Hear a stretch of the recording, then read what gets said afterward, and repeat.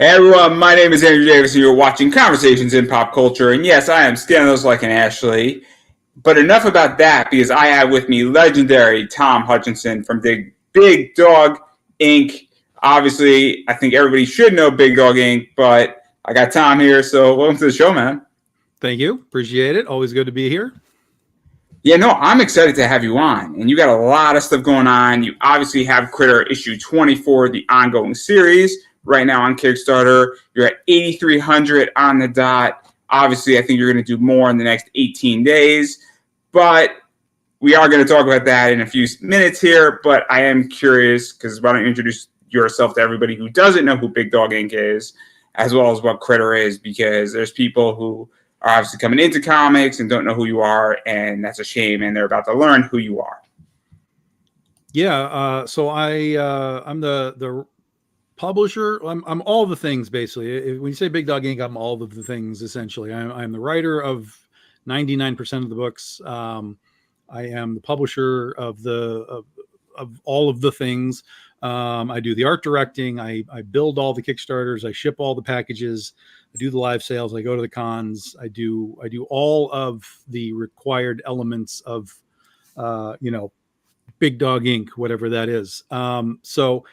We're wrapping up year 14. 2025 will be our 15-year anniversary. We'll be starting it with Critter. We're ending with Critter here. We're starting with Critter in January, issue 25 in January. That'll launch our 15-year anniversary for the company, for Critter, and for Penny for Your Soul. Those were the two books that we started with back in 2010. So we'll be kind of focusing on those two, but we'll be doing other stuff throughout the year as well because it's the company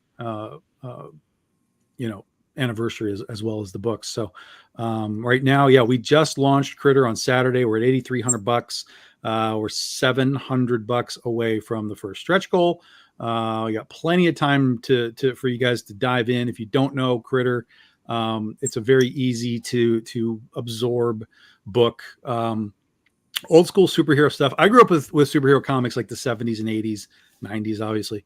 And so it's very much a throwback to all the stuff that I loved about superheroes before everything went dark and gritty, right? The 80s when everything was like, oh, now everything's got to be dark and gritty. I'm like, no, I reject all of that. So I made a superhero book that is the opposite of that. Now, that's not to say we don't have, deeper stories. Of course, you can tell deep stories within the fun superhero world, but it's spandex costumes, it's utility belts, it's secret identities. It's all the fun stuff that to me is what superheroes is supposed to be.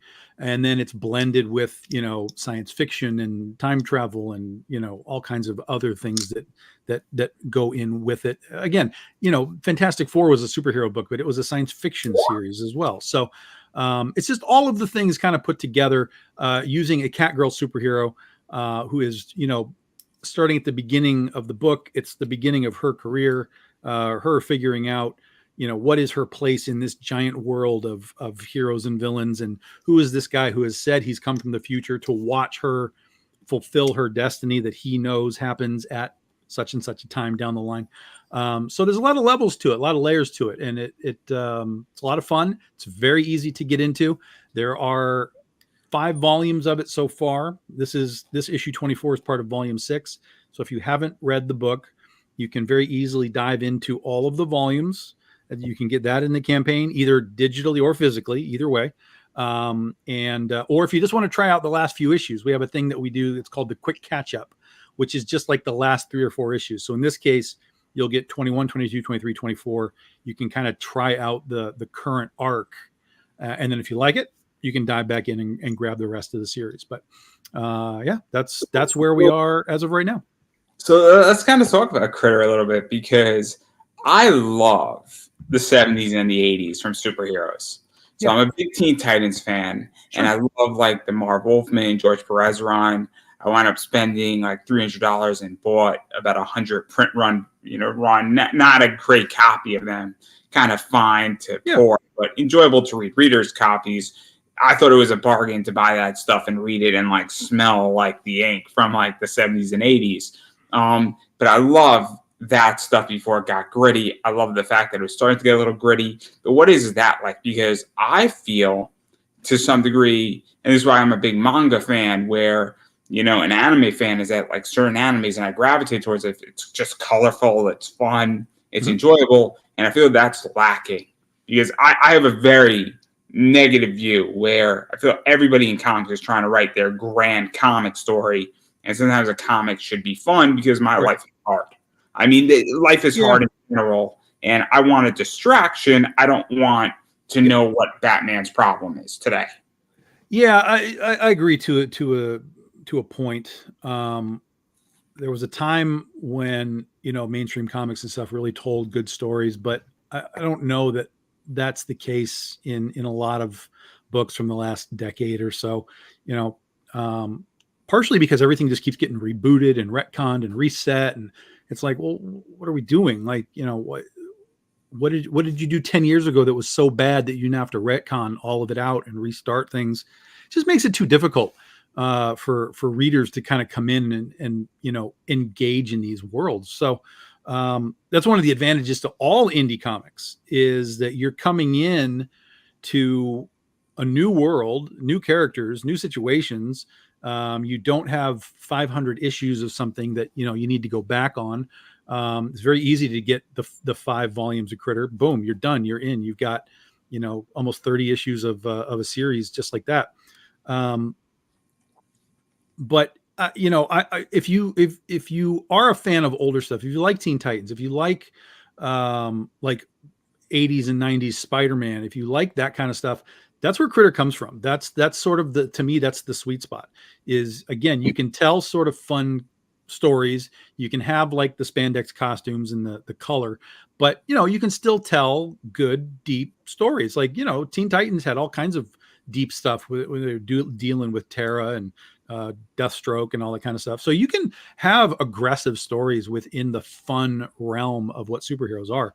And that's sort of where Critter is. She kind of sits in that sweet spot of, yeah, we can have some fun, but there's also layers of this story, and not all of it is nice. Because that's what I like. And I've read a bunch of Critter. I haven't read all of it, but I've read a bunch of it. And that's kind of what I like about Critter in particular, is that it starts off very much in a sweet element. And then we get into some, interesting things that go on. And then now we're getting into some heavy stuff with this time travel and who is Paradox. Spoiler alert a little bit, mentioned an enemy. I'm sorry if I ruined it for anybody. You're going to have to deal with it, on your time, not mine. But we're also now dealing with the multiverse and different critters running around and real consequences for actions. And that's kind of what I think is interesting, is that we're now kind of getting this really cool thing, what you were describing to some degree. But that's my big issue with comics right now, in particular, just as a reader, not even as a consumer, not even as a seller, flipper, or anything else, is that I just want to read something that's just like nicely put together and also has continuality. Because that's my biggest problem in comics, is that, and you have 24 issues where I don't think that you're going to reboot Critter anytime soon, if ever. And that's my biggest problem with comics. And that's what I think is interesting after 24 issues. And I think there's 5 and then some spin-off stuff where there's no reboot of this series. And I think that's what's fascinating in particular about Critter, is that I don't know how many people in indie comics has 24 issues of their series out there. Yeah, there's no reason to reboot anything. If a new writer comes in and they're like, well, I don't like what happened before, whatever the previous stuff was. If you're a good writer, you just write around it. You're just like, okay, that's where we are. That's what he gave me. Okay, now I'm going to take that and I'm going to make it something that I like, but to be like, well, I don't like that, so I'm going to erase it somehow. That's weak to me. That's really weak. It's not to say that you can't do things like alternate takes on the book. If you have an alternate take, like, DC and stuff have done this many times with the ultimate universes and absolute universes and all that. If you have a different take, go do a different take. But for me, I would love to just see these main characters just keep going down the line, but they've been reset so many times. But you can see that even Marvel and DC, they love those numbers, because whenever they get around to like Batman 1000, right, it's not Batman 1000 because Batman has started and stopped. It's 4 or 5 different Batman series to equal that 1,000 issues. But when they got to there, they certainly wanted to let you know that this is Batman 1000. So to me, it would have been way cooler if we literally had gotten Action Comics 1000, Detective 1000, as opposed to the starting and stopping stuff. But that's just me. For me, Critter doesn't have, it's like Invincible, right? Like there's no reason to reboot it. You have a story to tell, and tell the story. And again, if you have alternate things that you want to do with the character, tell them in an alternate setting. But the story will always just go from beginning, middle to end. And once it's over, then it's over. I mean, and it should be over. Nothing needs to last forever. And in fact, it wasn't until Invincible was done for years before the Amazon TV show came around. So it wasn't like it happened during some peak of the comic book. Just tell a story, make it good, know how it finishes, whether you're doing 10 issues or 20 or 100, just know how it finishes. I know how Critter finishes. And then just tell your story, just go with it. So that again, I don't disagree. I don't disagree in which that I believe stories have a beginning, middle, and end, and they should end. Very few stories should never end, and I can't think of one off the top of my head, but there are a few that probably should have never ended. Well, the idea of stories end, there's a difference between stories ending and like IP ending, right? Like I'm not going to tell DC like never make a Batman book again. That's crazy. But there's definitely, and we're kind of in this world now where everything is a story and then it's done. And then they reboot the book and someone else comes on and does their thing. And then they tells their story and it stops and it just keeps going like that. So again, I think that you can do that better organically than the companies have done, but they've gotten so hung up on, well, we need issue number ones because that helps the attrition rates because we sell 50,000 number ones, but we only sell 20,000 number twos. And I'm like, well, yeah, because you're making things for collectors, not for readers. If you went back and focused on your readership and making stories for your readers that want to come in, if every 20,000 people that buy Batman number 1 buy Batman number 2 because they want the story, your attrition doesn't crash. But there's all this hype around number ones and 50 different covers and punching up these numbers artificially. So you really have to understand that the attrition is the reality. That's the readership. So it doesn't matter where you start, your readership is going to be whatever your attrition is. And if people don't want the story, your attrition rates will continue to drop and drop and drop. And you have to pay attention to that.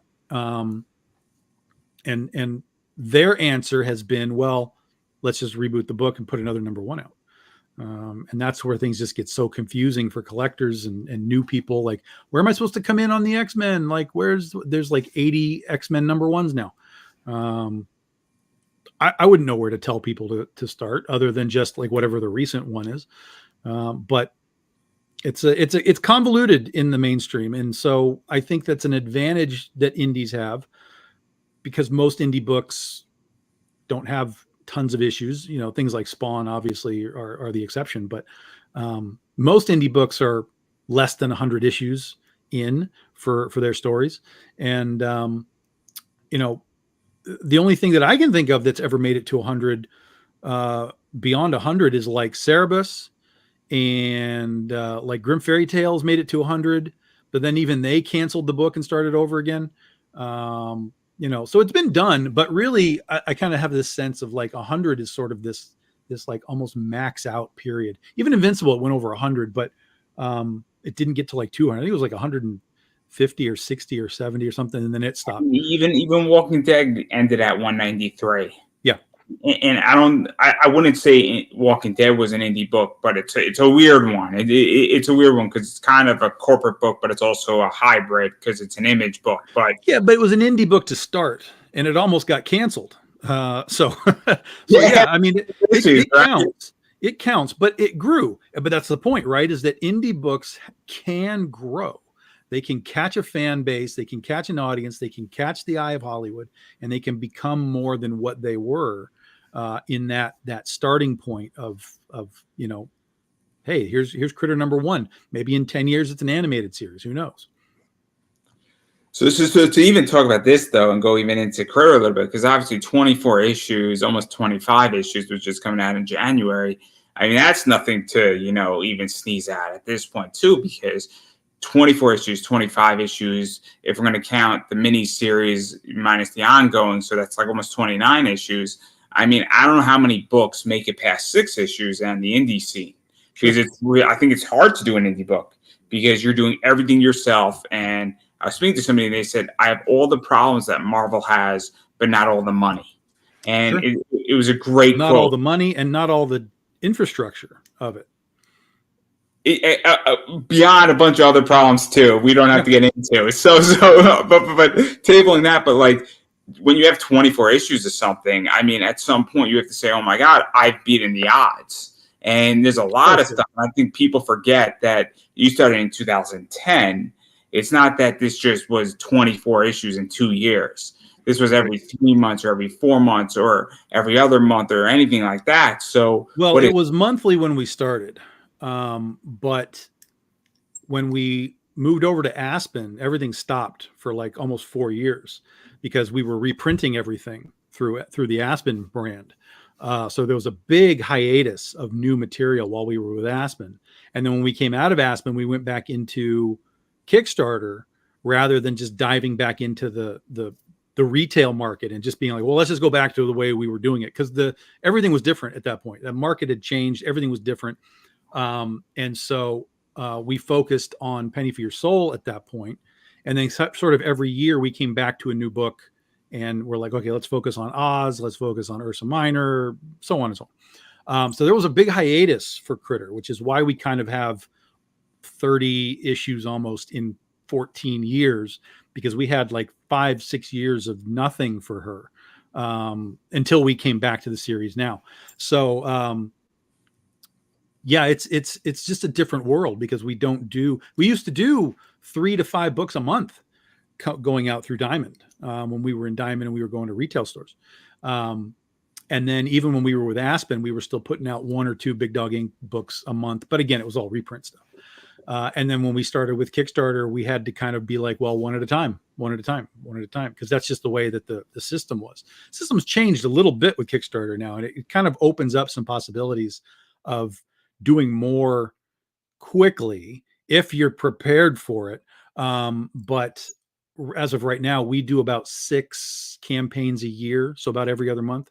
But we do it so with Critter, we'll do a couple of Critters, and then we'll do like another book like Goth Day or, our annual BD 13, 14, whatever. Then we'll come back to Critter. We'll do another one. So we kind of bounce back and forth, but it's Kickstarter just requires a different sort of thought process. We're even having done it now for like almost 8 years.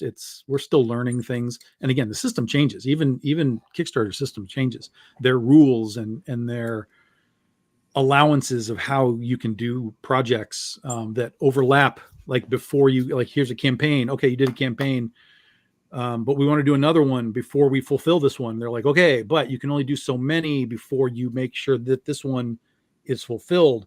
It's like you can do like 6, that sort of overlap. But once you kind of reach that point, if you haven't fulfilled this oldest one, then they start looking like, well, wait a minute, you've got all of this not done. Like, you need to get that done.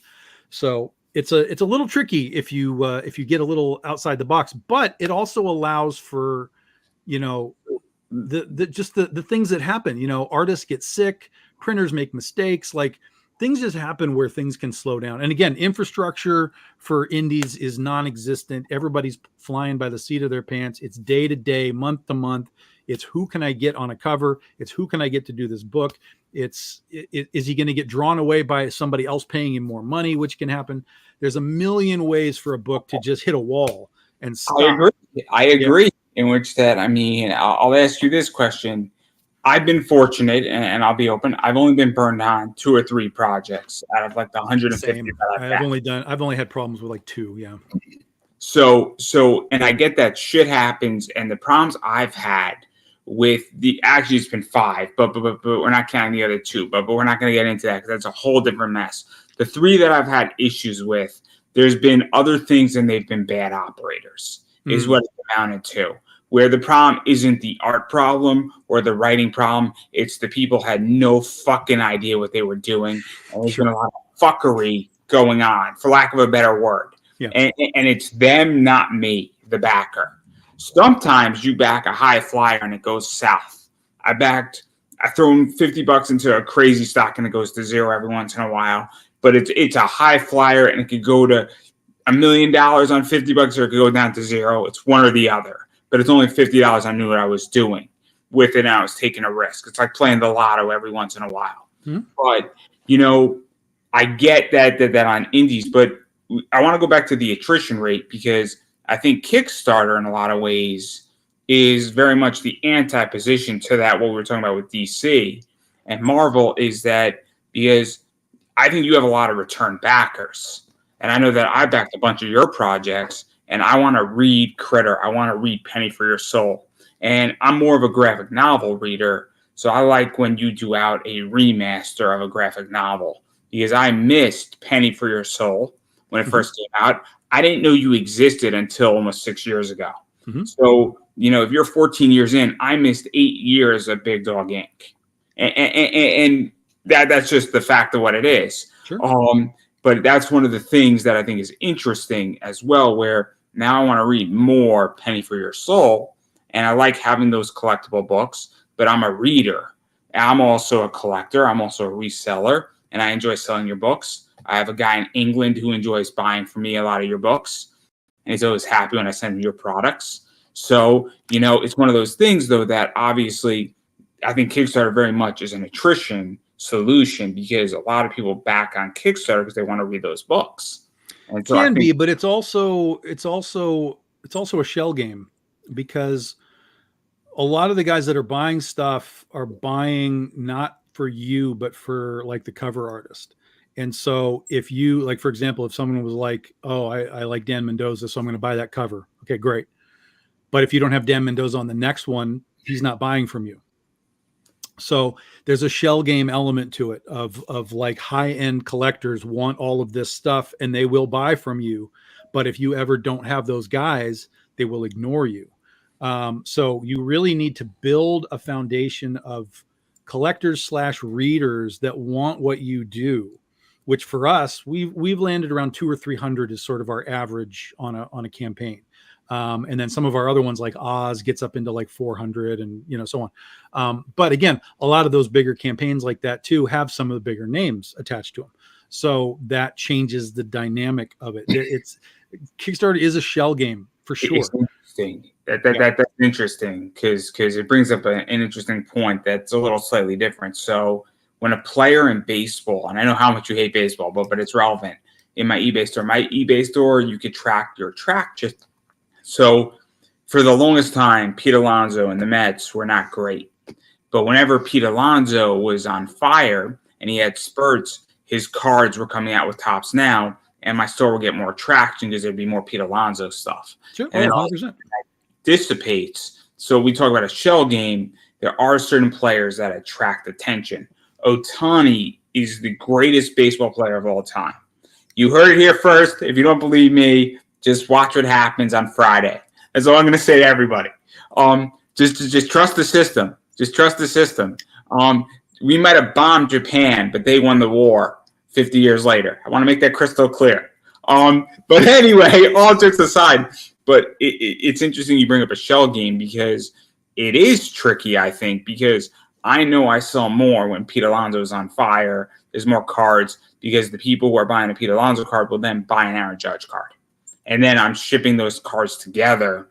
But then the Aaron Judge card, when Pete Alonso is doing shitty, it still will sell, but it takes longer. Now, maybe it's just a coincidence. Maybe it's the month of July. I don't know. But I've noticed this over the last 2 or 3 years. So I find that fascinating. But again, I don't really fully understand that Kickstarter world of the shell game perfectly because I ran a Kickstarter. I don't want to run one ever again. And it just seems so fucking complicated to play this game, and it seems like it's not complicated. It's just effort, and part of Kickstarter, part of the thing that drives Kickstarters upwards really, really high is when they're kind of treated almost like game shows, and that just again, that's infrastructure. That just takes a lot of effort from people to do that. And not everybody has that sort of time, energy, wherewithal to be doing all of that stuff. So for me, I kind of fall in between. I'm kind of like, I don't want to do all of that. Like, I just want to sell books.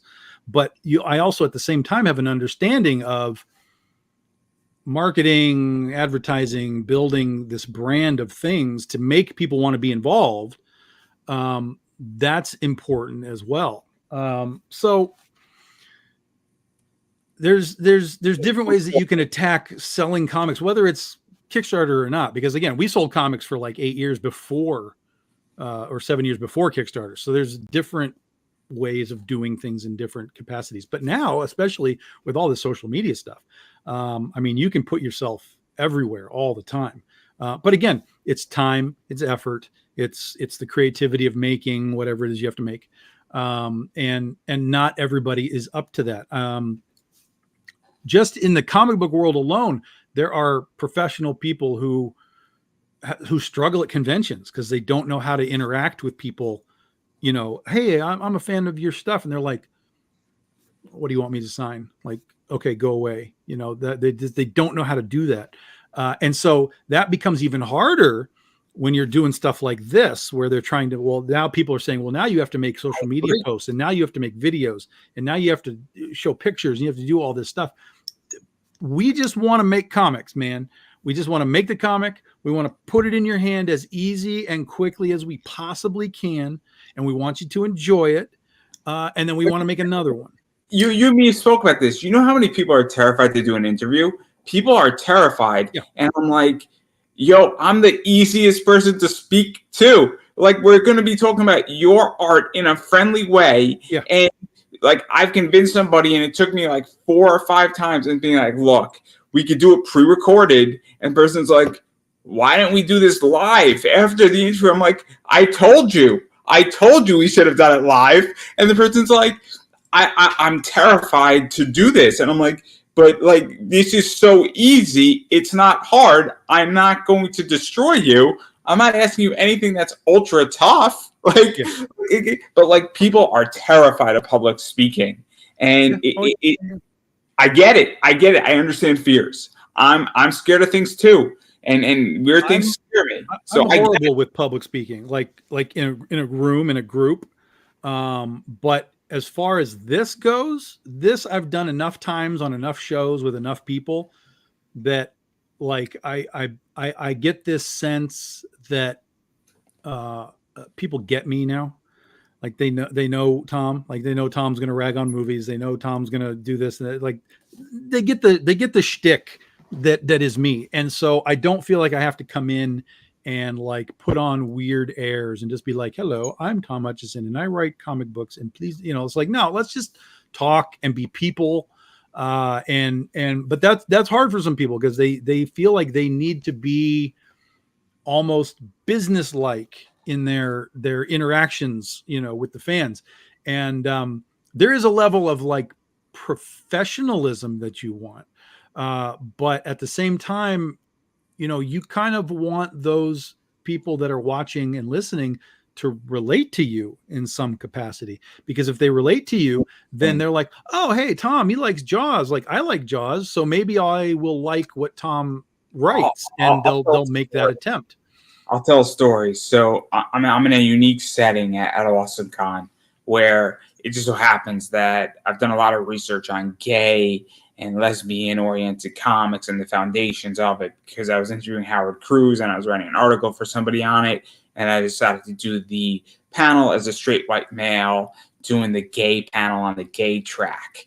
It's probably the minority here. Weird. So I'm trying to do crowd work, and obviously the crowd, for lack of a better word, I'm going to say this in the least offensive way I could say it, is very uptight, very nervous. They're in what technically is a safe space in their panel, and I'm trying to do crowd work. And the second I say, as a physically disabled man, oh my God, guys, I'm walking on crutches and I'm having a hard time here. This place is fucking huge. And I drop it, the whole room went from being like, oh my God, this guy gets us. And you could sense the room's temperature went from like being super stressed out to being okay. This guy clearly is straight. He's not one of us, but oh my God, he's now one of us. And it's a weird thing. So like talking about relatability, it's so important. But again, it's my favorite story to tell because here I am in this room and I'm like, this place is fucking huge. Like I don't know how you guys are handling it. My first ever panel, I wrecked the place because I was completely the antithesis of what the fans wanted to hear about things. The panel was like something about women characters in comics or something like that.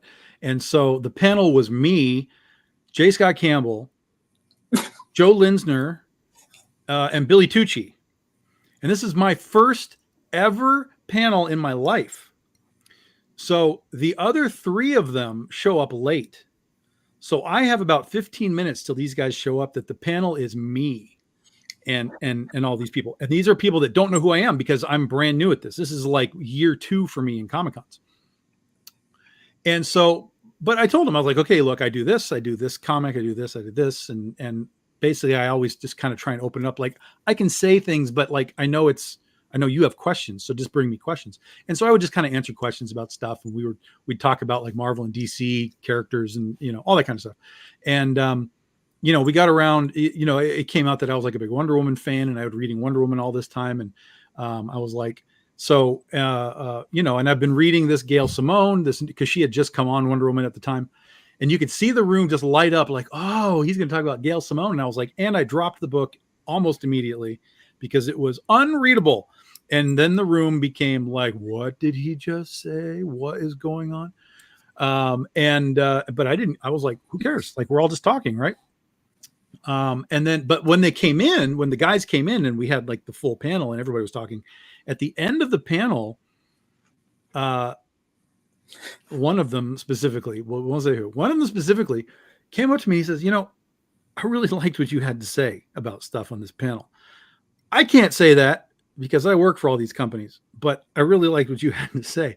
And so that was like a really big boost for me, because for me, I'm not beholden to anyone because I don't work for anyone, right? I've worked for other places. I've worked for Aspen. I have nothing bad to say about them. Worked for Dynamite. I had an amazing experience at Dynamite, so I have nothing bad to say about them. But generally speaking, I work for myself. I make my own things. So it's not like I have a corporation above me that I have to be like careful with what I say. So whenever I do these shows, that's why I always say, like, I'm going to be on somebody's show and we're going to cause trouble, because I always invariably find a way to cause trouble within the context of what I think the audience sort of wants to hear. But I'm oftentimes the opposite. I don't censor people on this show. I don't care. I don't owe anybody anything within reason. Reason. Obviously, people have treated me well. I've been treated very well by Zenoscope. I've been treated very well by Bad Donut as a company. And, those people have been very kind to me. I've been treated pretty shitty by other people with customer service. I'm not going to, bash anybody in particular, but, but at the same time, people say, why are you interviewing this person? People said, why are you interviewing Tom Hutchison? I'm like, well, I don't really care why you think I'm interviewing Tom. I like Tom. Tom has treated me well, and Tom has knowledge about comics, and I like Tom's books, and it's my show. So if I want to interview Tom Hutchison, that's fine. If I want to interview a porn star right after you, that's fine too, because it's my show. And if you're upset about that, well, when you pay my bills, Raven Gregory said, when you mortgage your house to do your comic book, you get to call the shots. Until that point, or if I mortgage my house to do this show, I get to call the shots. And that's what it comes down to. And I'm going to say whatever I want to say. And if you don't like it, I live in America, and you could turn the channel. You could tell me that my show sucks. You can not watch it. You could boycott it. You can do whatever you want. But I'm going to be here for the next 30 years, everybody. And I think you're going to be here for the next 30 years. So, because it's your company, and you get to do what you want to do. And I'm not going to censor you. That's it. Simple. Pretty simple. So, but no, I find that so interesting. I find it so interesting about all of that. So, but again, my experience is that if I'm doing a panel at a con, if the con doesn't know who I am, that's your fault. I give you all the information and you're not paying me. But I'm not going to be disrespectful to somebody's house. I treat my gay panel very, very tamely compared to other panels that I've done. But that's just how I feel. But enough about that. But I do want to talk still about Critter because I think it's interesting because I like the last few issues of Critter a lot. And I've read the early stuff. I have the nice collector's edition. It's in my bookshelf because I don't want to ruin it. I'm not gonna lie. I haven't even opened it. It's beautiful. It's like in this little plastic wrap that you sent me, which is nice. I paid for it. I want to make that crystal clear. It was like $80, which was great. It's pristine. It's great. I haven't even opened up your action figures yet. I can't wait to open those up. They're gonna be fun to play with. But again, if this isn't a plug for you, I don't know what this is. Action figures are also available on the crowdfunding campaign. And Blue Jay is next, right? Nope. Nope.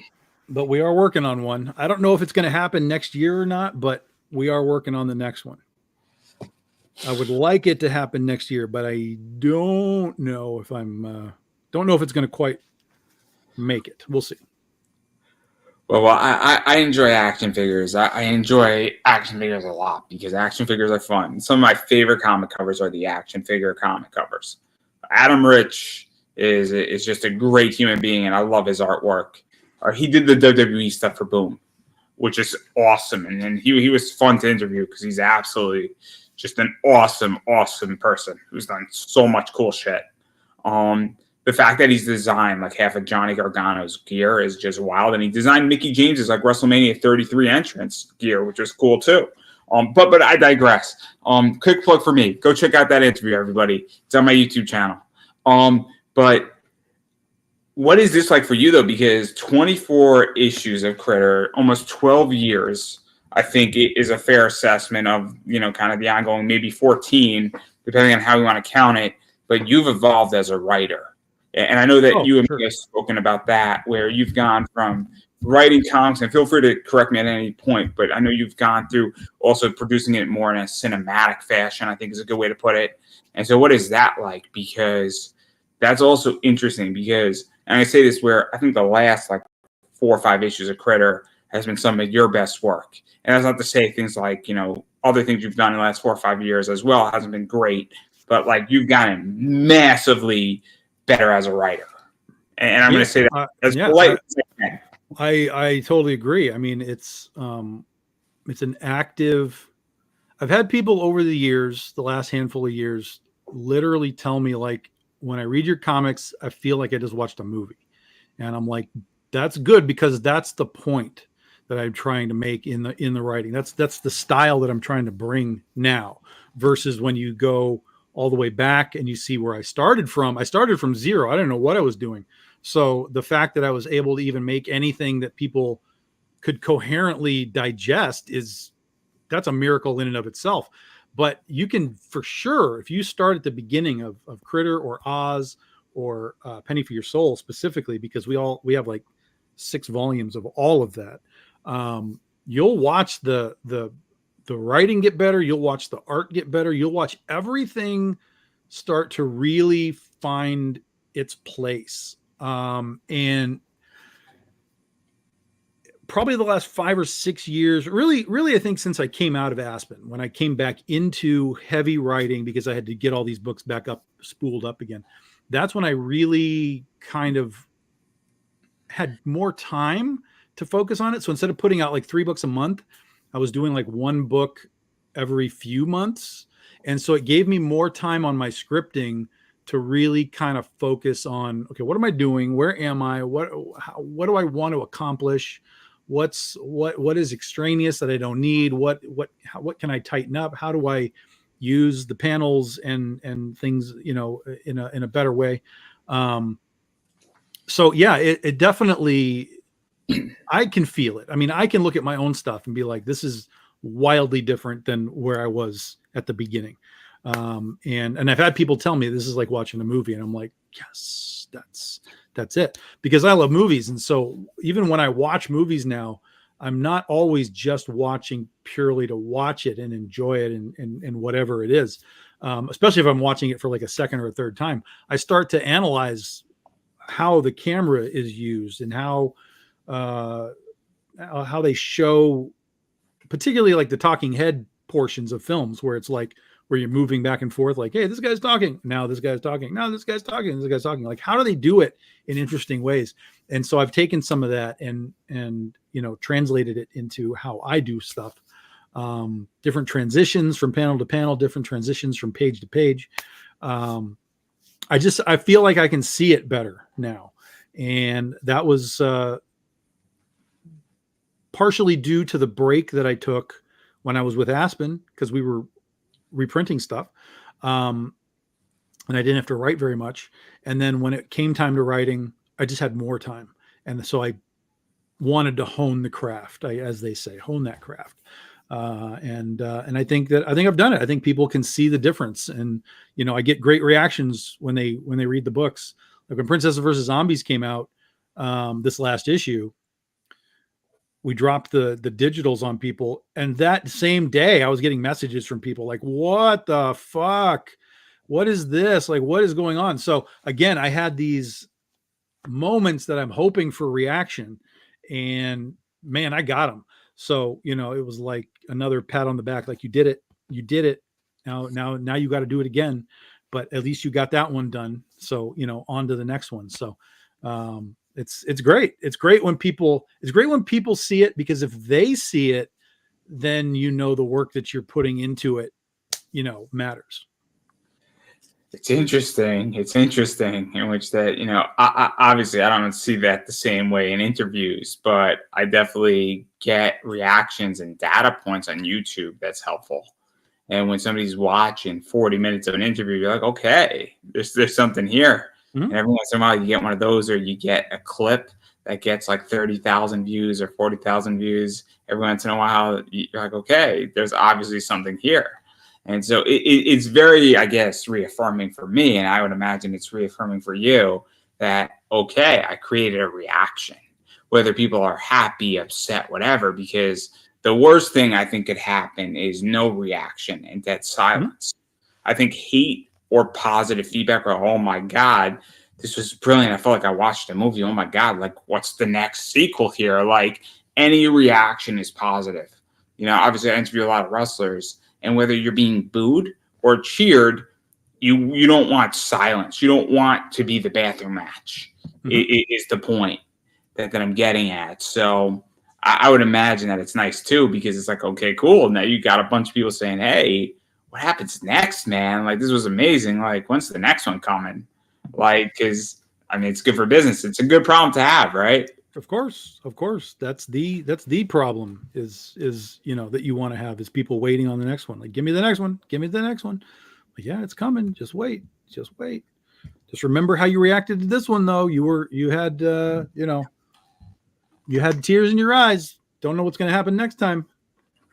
But and then the other thing I want to talk about that you mentioned is that also, obviously I think your writing has come along, but I also think the art just in general in society has gotten better. And I also think that there's more liberation with art, where I think the world, and I'm going to say this the nicest way I could say it, I think the world's become a smaller place. That's it. Yeah. Social media is very much larger. I think you get better talent. I think also, and this is going to sound maybe messed up, but the fact that the world is also more connected. So perhaps 10 years ago, somebody in Spain didn't have as good internet connection or mm-hmm. access to something, and now they do, or somebody in Australia might not happen, or somebody in India, or potentially somebody in Asia might have not had as much internet connection and access, and now they do. And well, that talent is coming out, or maybe, there's just a new generation of kids coming up too. That could also be the thing where, well, it's both. And, it's the doors are open to the world now, because we don't have it. Back in the old days, we used to have to actually have the pages in hand, photograph them and all that kind of stuff way back in the day. But nowadays, all we need is scans and digital files. So it doesn't matter where you work anymore. If you're good and somebody can find you, you can get a gig. I hire all kinds of people that are, outside the United States. So, yeah. In fact, there was a guy just the other day. This is how fast it can move. And so we had a book we were working on for next year that he had to drop out on. And not 30 seconds after that conversation was done, I got a message from a guy, from an artist who I didn't know. But as soon as he showed me his samples, I knew that he'd worked for some people that I knew. And I was like, oh, you worked for them and them? He's like, yeah. I'm like, okay, cool. So I said, I happen to have a project that might work for what you're showing me. And, would you just be willing to do like a simple sample page so I can see how you deal with some of these, elements that we need? Because I need to make sure you're drawing a lot of sci-fi here, which is fine, but this is a more grounded in reality thing. I need to make sure you can draw real things, not just make up starships. And he was like, yeah, that's fine. So he did the page. He did the rough. The rough already looks amazing. So I know it's going to be fine. But 30 seconds after that message was done, I had another artist basically on the book. That's how fast it can happen with the internet. And he's not from the United States. I don't know where he's from. He's probably South America, but just like that, I had another guy that took the spot before I ever even reached out to anybody else. They found me. So the more accessible that you are, if you're hiring people, you need to make yourself accessible. Like they can message you, they can email you, make it very easy for them to find you. But then on the other side, if you're an artist or a colorist or whatever, you need to be posting in places where I can find you, which is why I'm on Facebook for the most part, is because all these groups, all these art groups, I get inundated with art every day. And so I find people, I'm like, oh, that's good. I want to put you on a cover. I mean, as an interviewer, it's unbelievable. I legitly can find, if I wanted to do legitly every day 2 interviews, I could do it. I could book up my schedule for the year and do 800 interviews a year. Easy. I think I would die doing it. It'd be insane. But like, I have so much selection and I'm not even hiring anybody, but and that's just the US alone.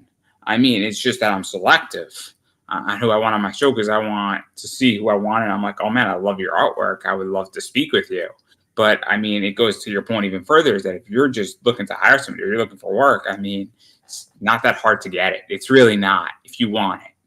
Yeah. Badly enough. Yeah. And I was willing to do the page. Like he was like, yeah, I'll do the sample page. Like there's a lot of people that are artists that are like, I'm not doing like free work for you. I'm like, it's not free work, dude. Like, I'm not doing anything with this. You're going to make this page. It's going to be low resolution. Like I'm not doing anything with it. But if I hire you, that page will be part of the book and then you'll get paid for it. But there's so many people that like I said, like all of his samples were all science fiction. And I'm like, this is all crazy, man, but this is all made up bullshit. So can you draw like a boat? Like how can you do that? Like, I think you can, but you need to show me that you can, because this is a legit question. It's a legit question, yeah. Right? In which that it's not a bullshit question, right? So like I get questions from people where they're asking, hey, what does an interview do for me? Well, I'm like, you got to realize I'm going to post this into a bunch of Facebook groups. You got to realize that this thing lives forever. You got to realize that I'm going to cut up into a bunch of positions. I don't know exactly what it's going to do for you, but it's media. Like, what do you want me to tell you? Yep. Like, there gets a position where it's like you could keep posting something in, but if I post something in, somebody says, okay, cool. For instance, with you, when I post this interview to a bunch of Facebook groups, somebody's going to be like, okay, a different person than Tom just posted this in. Let me go look at it. And they might have a different reception to it because it's not being spammed. And, it's a long-form conversation. And it might have a different reaction. Mm-hmm. So, again, but some people just don't get it. Or some people think they're better, or their prestige is the word I like to use. Well, I mean, yeah, to a degree. Like in the art world, it's just, I think people don't get that sometimes art doesn't translate from one thing to another. And so what you're doing, like if you send me a bunch of samples of like Batman and Superman, I'm like, okay, but can you draw Wonder Woman? Like, can you draw women? Like you got to be able to draw women for what we do. So I need to see that you can draw a woman as well as the boat. And I mean, at the end of the day, if you don't get the job, all you've done is added something to your portfolio. So, just take it, put it in your portfolio and say, well, this was a sample that I did for somebody else. And, I didn't get the job, but here's what I do. It's an advancement of you. And if you don't get the job, there's probably a reason. Now, I would hope you get a reason. Like, I don't want you to get ghosted, right? Like, fuck that guy. Like, get it out of here. Like, I would hope he'd be like, well, look, this is good, but like, you're not, your women are too muscular, or, your boats don't have, they don't feel like they're floating on the water, or, whatever it is. I would hope you get some feedback on your test page, but if you're not willing to even do that to prove that you can actually do the job, legitimately do the job, again, assuming that you're not already showing that you're in the genre, you're going to really struggle to get jobs anywhere. And when you have a job and an editor comes back to you and says, well, look, I need you to fix this, you're probably going to give him static. I've heard so many artists giving people static about making fixes and changes.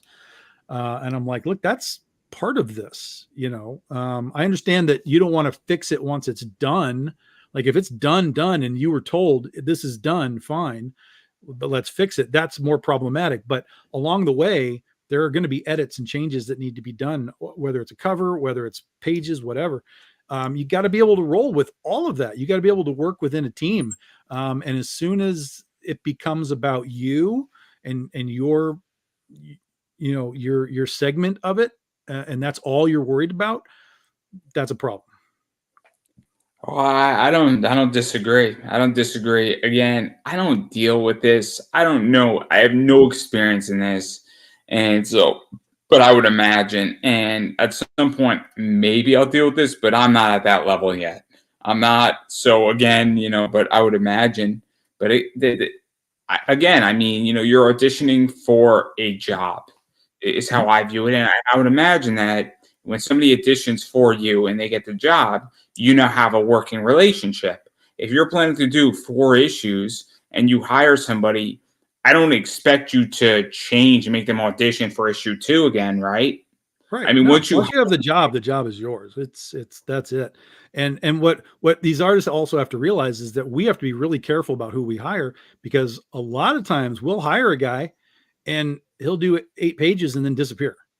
Like, so we have to almost test you to see how serious you are about the job. Because there's too many people that just are like, well, now I changed my mind. I'm out of here. I'm not going to do this. I'm like, no, I'm going to make you work for the gig, because if you're willing to work for the gig, then you're willing to work for the work. And so, when we're doing this stuff, I don't want one issue by one artist, another issue by another artist. Like, I can't have that. I need you to come in. I need you to be serious about this 4 or 5 issues that we're doing, whatever it is, and knock that out so that we have that arc or that miniseries done by you, because I want it to be all about you. I want to be like, this is my artist for this book, and he did all these issues, and this badass. I want to tell everybody how cool you are. But if I in my 14 years, I have had plenty of people start on things and then just stop and disappear. And so over time, I just learned that, 75% of the time, you've got to test the people before you give them the job. And look, this is significantly different, but even on this show, I've had plenty of people not show up for an interview.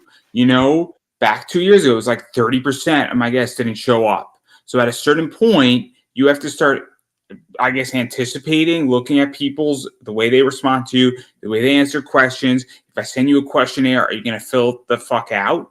Like, there's all these ways. And it sounds weird. I'm asking you a question. What's your favorite cereal? If you can't answer me what your favorite cereal is, I'm not asking you your favorite cereal because I'm going to ask you in an interview. I'm asking you your favorite cereal so that at least I get a sense that you're going to answer a goddamn question. And you're going to spend time spending 3 minutes to answer 4 questions because I don't know who you are. And it sounds weird, right? But again, I don't want to spend an hour writing an interview, prepping up, telling my audience that I have a guest, and then you don't show the fuck up. And it irks me. And then I'm like, great, there's legitimately 50 people in the back end waiting who I said no to, and you fuck those 50 people over. And this isn't even about money. And then if you just spent, $900 for 8 pages, I mean, I would be furious. Yeah. Yeah. So, Absolutely. so I get it. I get it completely. And this is why I don't want to do comics. This is exactly why. Well, anything creative. It's anything creative. It's whether you're making TV or movies. There's always a chain of this has to be done before this, before this, before this, before this. And the people that understand the chain, that's the best system that you can ever exist in. But once the chain starts to become, well, my chain is better than these chains, and I have to, it's like, no, no, no, no, no. We got to keep all the chains equally tight all the way through, make it easy for everybody. And then everybody comes out the back end and everybody looks awesome. But as soon as we start to run into problems, it affects everything down the chain, which just sucks. But sometimes those are unavoidable problems, illnesses, and so on. That stuff happens. But sometimes it's just people are just not dedicated to what they're doing either, which is a shame. But it's just the reality of it. So, Do you think that it's also maturity to some degree, meaning that certain people are just not mature enough where they want to do art, but for whatever reason they don't have a maturity? well, once it becomes a job, once art becomes a job, yeah, then there's definitely a lot of people that are like, oh no, this is too much work. And I'm like, art is work, man. I mean, unless you're taping bananas to canvas because you got some crazy name in the weird art world, like art is hard, man. And in comics, it's consistently hard because you have to keep doing it. Once you do an issue, you're not done. You got to do the next one. You got to do the next one. You got to do the next one. So, yeah. And again, that's why you test people to see if they really want the job of art versus they want the approval of, hey, I got this job. And then, 3 pages in, they're like, oh no, this is not going to be for me. So you get tested. You have to be tested. I've tested a lot of people and I would say it's probably 50-50 as far as the results over the years. Now, a lot of that 50% that didn't make it, they were those early onset folks that were just like, oh yeah, I want to make comics for a living. And then they got tested and they just fell apart. Others didn't want to adjust what they were doing. Like they were like, well, this is what I do. And I'm like, yeah, but I'm an art director and I'm telling you, there's a problem. Like, this is a problem. This is a problem. Like, but we can work with this. Like, I like what you have, but we need to work on X, Y, Z, whatever. And they're like, no. This is what I do. And I'm like, well, that's not what I do. So again, there's no job there. And who is right? Whose money is it, and whose company is it, and who gets to make the decision? Yeah. And certainly an artist is free to say no to a job, 100%. Like if they feel I'm not going to fit here, say no. We as art directors would prefer you to say no. This isn't going to work for me, because then I'm not waiting on you. I'm not guessing if you're going to last more than a few pages. It's like, okay, I appreciate you. If I have something else, I'll come back. Maybe that'll fit with you. I'll put it this way. If somebody said to you, Tom, I love Penny for Your Soul, but I don't want to do an Oz book, right? So if you bring me a Penny for Your Soul, I would love to work on Penny for Your Soul, do a cover for you for Penny for Your Soul, but Oz is not my thing, right? As an art director, you have to respect that, right? Of course. Saying, look, I hope you don't get offended, but I love Penny for Your Soul. I love Critter. Oz, I don't get excited about Oz, and I'm going to do a shitty job for you on Oz. Don't hire me for an Oz book, right? Exactly. You're going to be like, dude, you told me up front, right? Yeah. This is exactly what you want to hear as an art director, right? Is I don't want to work on X book, but everything else that you do, I love these 2 projects and these 2 properties you have. Hire me for that. I'm going to knock it out of the park. Yep. Oz doesn't do it for me. Or somebody says, I love. That's the ideal artistic hire, is knowing what he wants to put his energy into. And then the only other side to that coin is, as the art director, I have to say, okay, does that art that you're doing, does it fit with these things that we're talking about? And if it does, then you're golden. But if it's like, I don't know that fits this, then you have to have a conversation and figure that out. But yes, that is what you want your artists to do. You want them to be excited about X, Y, and Z projects because that's what they want to put their energy in. And that's fine. Because there's certain things that I get excited about. Just off the topic, but related to this, is that I love certain wrestling. I love deathmatch wrestling, right? It's like my favorite type of wrestling ever. I get excited when I'm interviewing a deathmatch wrestler. I don't really want to interview a comedic wrestler. It doesn't excite me. Those interviews are good, but they're not my favorite thing. I love talking about like building a light tree like a ladder and then putting somebody through it with like, and underneath it is a table, and then you set the table on fire. I love that shit. And it's wild, and it's fun to talk about that shit because it's so bizarre and it's so out of like the norm. And you're having a light tube fight, and then like it's hard to describe the questions in those interviews, but they're great and they're exciting. I don't want to talk about comedic wrestling because it bores the fuck out of me, and that's my whole thing. So I get it from that position, but no. I think it's fascinating. Again, I haven't hired anybody. I've hired somebody to do my logo, and there was like no issues. I'm like, this is what I want. This is what I want. And this isn't what I want. And could we just make her pouch a little bit lower? And I was like, yeah, sure. She's like, no issues. It took her 2 seconds to do it. It was great. And it was dirt cheap. And that was great about it. And I own it. So there you go. So again, I have no experience in this situation beyond that. Yeah, but it's no different than anything else. It's all business. It's all anything with a chain of command. It's all anything you need to be hired to do that isn't just menial labor. When you're making something, you have to be able to show that you can make it. It's pretty easy, pretty simple. It's like when I went and pitched myself to Dynamite. They had an awareness of who I was and what I was doing.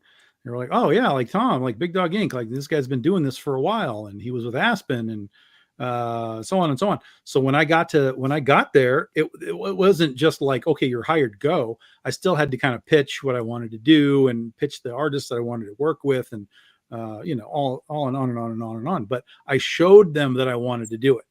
And then eventually they were like, yeah, okay, this makes sense. Let's go ahead and do it. So, you got to be able to pitch yourself, and you got to be able to do the work that it takes to get the job. And then you're golden. No, it makes sense. I don't disagree. I had an interview with these 2 wrestlers, Dustin Waller and Kylon King.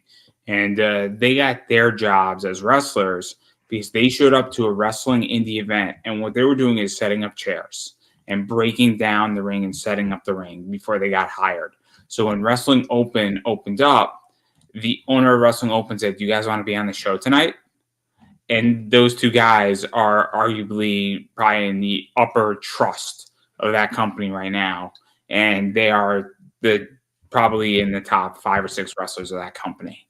And that company does on a weekly basis like 10 to 15,000 viewers on a streaming service every single week for the last year on a Thursday night, which is insane.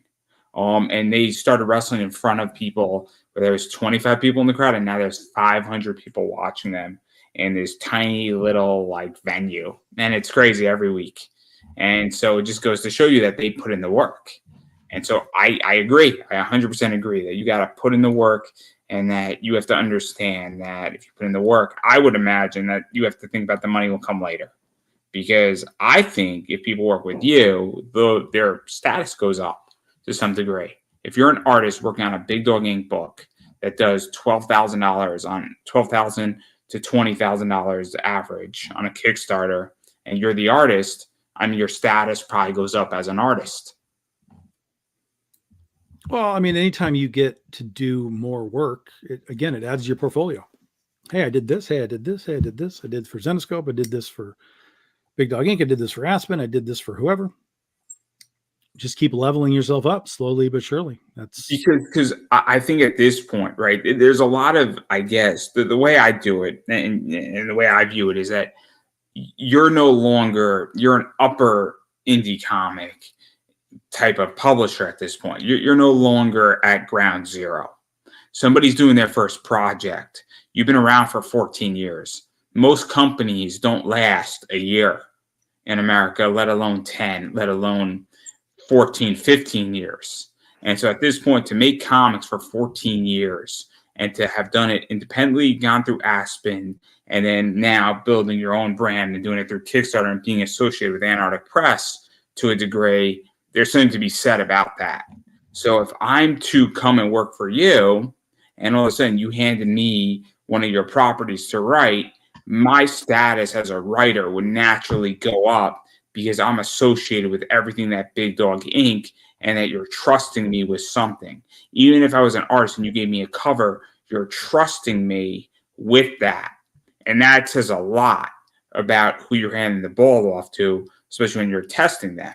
So that's how I view it. Maybe I'm wrong. Maybe I'm overinflating this, but I think that's a real status symbol in a lot of ways because you're no longer, somebody who's just doing their first project. Does that make sense? Sure. I mean, we're way more known than I really realize sometimes. I'll have conventions reach out to me and I'm like, how do you even know who I am? Like, that's crazy. So yeah, we're definitely more. I went to a little con in Traverse City, C4. They had me up there this year, and they had Tim Seeley there as well. And I'd never met Tim before, but I knew who he was from Hack Slash and stuff like that. And so on Sunday, I went over to his booth, and he wasn't there yet, but he had some comics on the table, and I was just kind of looking at some of the comics, flipping through some stuff I hadn't seen before. And then Tim comes by, and he walks in, and he says, "Hey, how's it going?" I'm like, "Hey, what's going on?" And then he looks at me, he goes, "Oh, you're Big Dog, right?" And I was like, "What? What do you mean I'm Big Dog?" So he knew who I was to some capacity, and so he and I talked for a little while, and which was cool.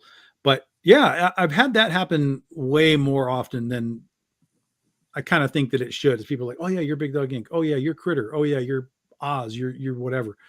So we always kind of get hung up on this idea of like social media is how if people know you, but social media doesn't really work the way that people think it works. It really doesn't. And I've become aware of this. And as I've been getting out on the road more the past couple of years, because I get invited to more cons, we had stopped doing shows for a while. We were doing like 20 a year. I took it down to like 5. But now we're back to about 10 because we just keep getting invited to places. And so as I'm going to some of these cons, I'm realizing that a lot of these people that knew who I existed thought I was gone when we left Big Dog Inc. and we went to Aspen. They thought that we had disappeared. And then when we were done with Aspen, the people that knew that we were with Aspen thought we had disappeared. Because again, social media, we told everybody what was going on, but social media did not connect those dots for anybody of those people. So we still, to this day, after even doing all these cons, are still finding people like, what? Where have you been? I'm like, no, where have you been? We've been doing this.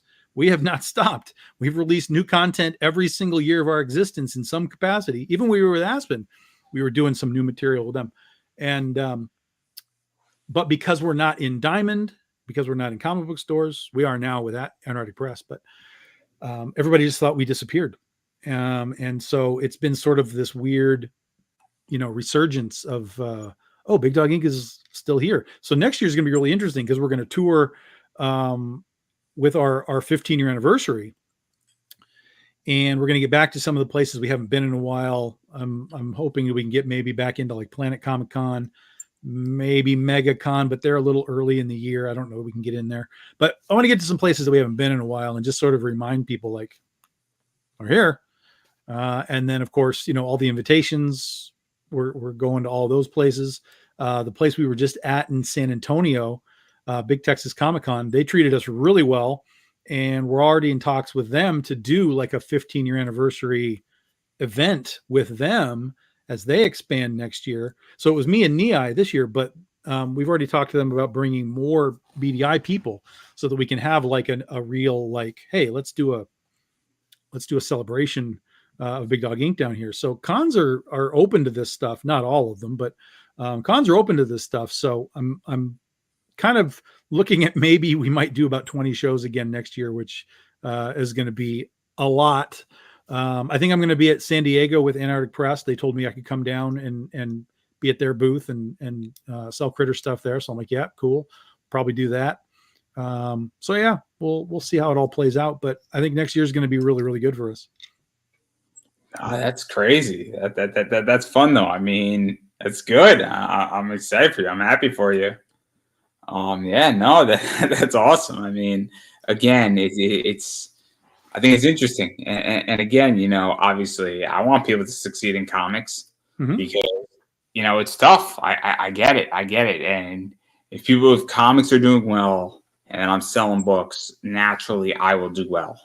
And if the industry is healthy, I will be healthy in my business on that side of my business. But again, I want everybody to kill it in comics because that's just where I want it. I want good stories. I want good product. I want to be able to have good collectibles. I want to be able to resell books. It all works succinctly, and it all is forward progress. No flags on the play. Yeah, my next step is there's Dynamite is doing so much stuff that I want to work on now. And since I've got connections at Dynamite, I just have to be like, look, guys, I got to get in on this. You got to give me some Herculoid stuff. You got to give me some of this. I got to do it. It's a must. It's a must have. Herculoids Thundar. Holy shit. Are you kidding me? So I got to start knocking on doors again and see what the possibilities are for getting my name attached to some of these licenses. Cause I would lose my mind if I could work on some of that stuff. Oh my God. I keep telling people like at IDW, well, I don't know anybody at IDW, but I keep putting it into the universe. Like Godzilla is where I started in comics because that was the first comic I ever bought. So IDW, I know you're watching. IDW, I will write a Godzilla book for you for free. You don't have to pay me. I want my name on the book. So I can say I wrote a Godzilla book, whether it's a one shot or whatever you want. I'll be part of an anthology. I don't care. I want to write a Godzilla book for you. So that's like your dream book. I'll tell you mine, right? I want to write 6 issues of Teen Titans West, and I'll do it for free for DC. I'll do it for free. I'll pay for the art. So and I have this great idea. I'm not going to tell anybody what it would be. It would be 6 issues, Black Label DC. I don't even know if Black Label is still a thing, but we'll bring it back. It'll be great. It could be alternative universe, whatever it wants. 6 issues. Oh my God. Just give me Teen Titans West. Give me Bumblebee as like the leader. Oh man, I'm going to have a field day with that book. And I would love it because I love Teen Titans West. I just love them. And it'd be so much fun to write it. But I don't want to do anything else in comics. I don't want to write anything. I don't have any other ideas. I mean, I have other ideas, but I just don't want to do them as much as I want to do that because I don't even have ideas for any of this stuff because in my brain, they kind of know what they want, right? In my head, like, hey, we've got the Herculoids license. We're planning to do this, right? And I'm like, yeah, of course. I hope you have a plan. So for me, I'd be like, tell me the plan, and then let me see where I can fit in and help you accomplish the plan. If there's a Godzilla book that's because there's a lot of Godzilla stuff that's just like one shots. Like, hey, let's just do a one shot of this and this and this. I'm like, okay, that's cool. If there's a one shot just available for me to just like tell a story, then I've got something. Then I have something for them. Something that, to be honest, has never, to my knowledge, been worked into the Godzilla mythos. And I know that Toho is very, they want it to keep moving. Like they don't want a lot of continuity. They like where stories just kind of move and bounce and just are a story within and of themselves. Which is really interesting because I once told a guy at Toho, I was like, why aren't we like using like the Showa like era of Godzilla and telling those stories like and there because we don't want to, because that's done, that's over. We want to take few forward steps, always forward steps. And they're not concerned with continuity stuff. So I'm like, wow, that just opens the door to anything, which is really freeing for a creator, but that's also terrifying to just be like, here's a piece of paper. what do you got? Like, oh, Jesus Christ. Okay, let me mark down some ideas. But I do have an idea that I think could be turned into something really interesting.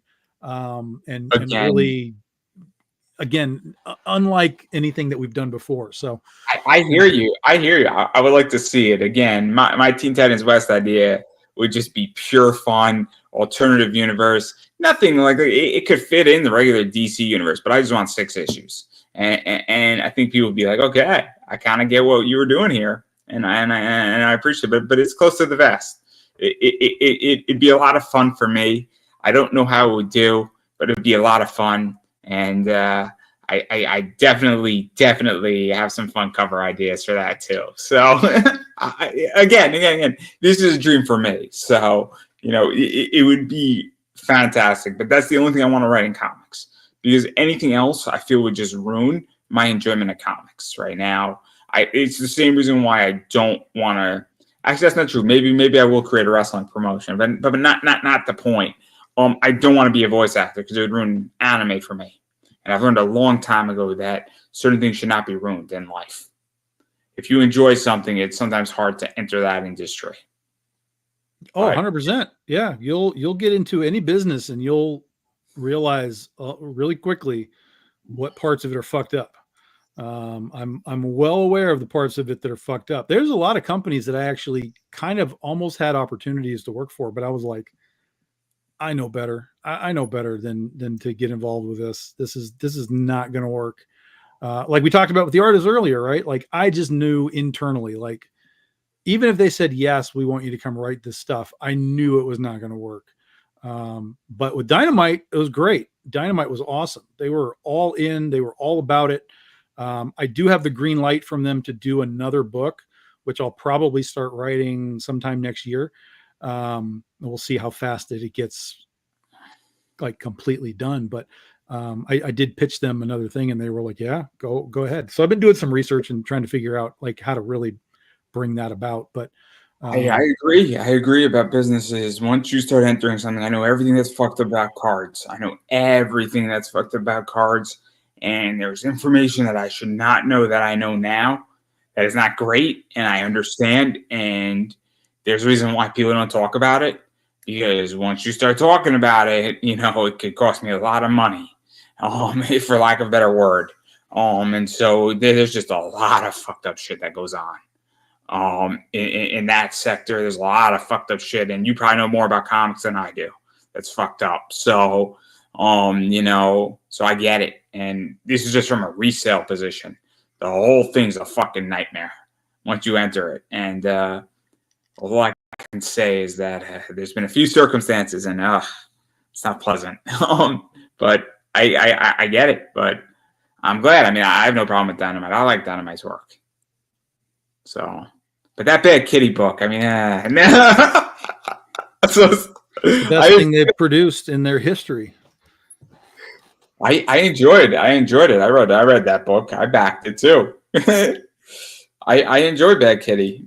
A lot of stuff in there. There's a lot more stuff that could have been done. I mean, you could write but we only had one issue. It wasn't an opportunity of like, give me a mini series. That would change the whole dynamic of it. We were just like, let's reset the character.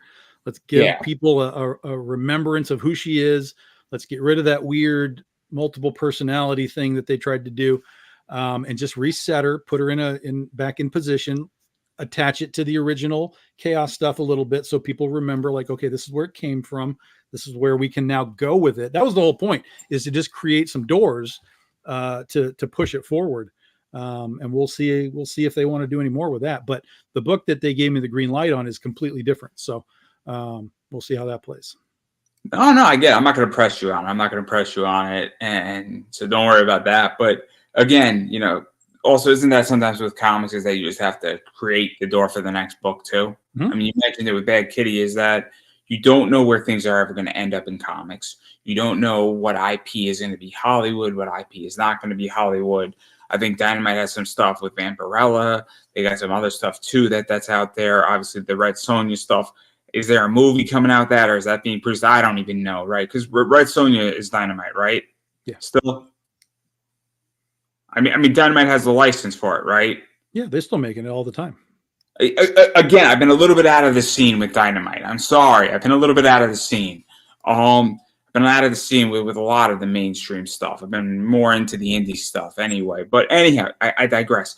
But again, I mean, you never know when something's going to be Hollywood, and you never know with that stuff. But again, I digress. But anyway, going back to all your stuff, because I do want to talk about the covers, because that's the fun stuff. So this is my favorite part of the interview because we got pictures, and I like pictures. So I know this one's available. I know this one's available. I know this is on the campaign. It's very Halloween-esque. I feel like this is a Mars thing. I don't know why I feel that way. We call her the Cat Girl of Mars. I mean, I would ask you for Wolverine, but that'd just be offensive on this cover. There's also the comedy part of the interview too, everybody. I do enjoy Drax Gal a lot. Because I know this half the artists on this book are first-time BDI guys, including Drax. That's his first ever BDI cover. So it's great to have new people and have people react to them like the way you hope they would. Let me ask you this, because I don't think you owe any artist anything, a job, a gig, a new artist, an old artist, a veteran, or whatever. But I also think to some degree, and it's just my take, and feel free to tell me I'm wrong here, but I do think it's important to bring in fresh blood, whether they are brand new to the industry or they've been around for 20 years but never works for you, because I don't know how you feel, but I would imagine that mixing it up sometimes is helpful, because I'm trying to find the right word, how to put this. But well, again, you're playing the shell game, because you know that there are people that when you put a specific artist on, they will buy the book, and your existing people will buy the book. But when you switch that and you're like, hey, here's a new guy, the people who only buy the Dan Mendoza cover, they're going to look at that and be like, well, that's not what I want. And so you have to hope that your existing fans accept these new guys. It's difficult to put new people on. If they have a name like Drax, it's easy because he's already in the industry. But if it's just somebody out of the blue that you're just like, I found this guy on Facebook and he's really good, it doesn't always translate immediately. Is like when I found Fabio Simao and put him on books, he was doing interiors as well as the covers. So he blew up in a hurry as soon as he started doing that. All of a sudden, everybody wanted Fabio. And Fabio is amazing. He's an incredible artist, and he's very hard to nail down for a lot of work now. I like his work a lot. I like a lot. Yeah, Fabio's great.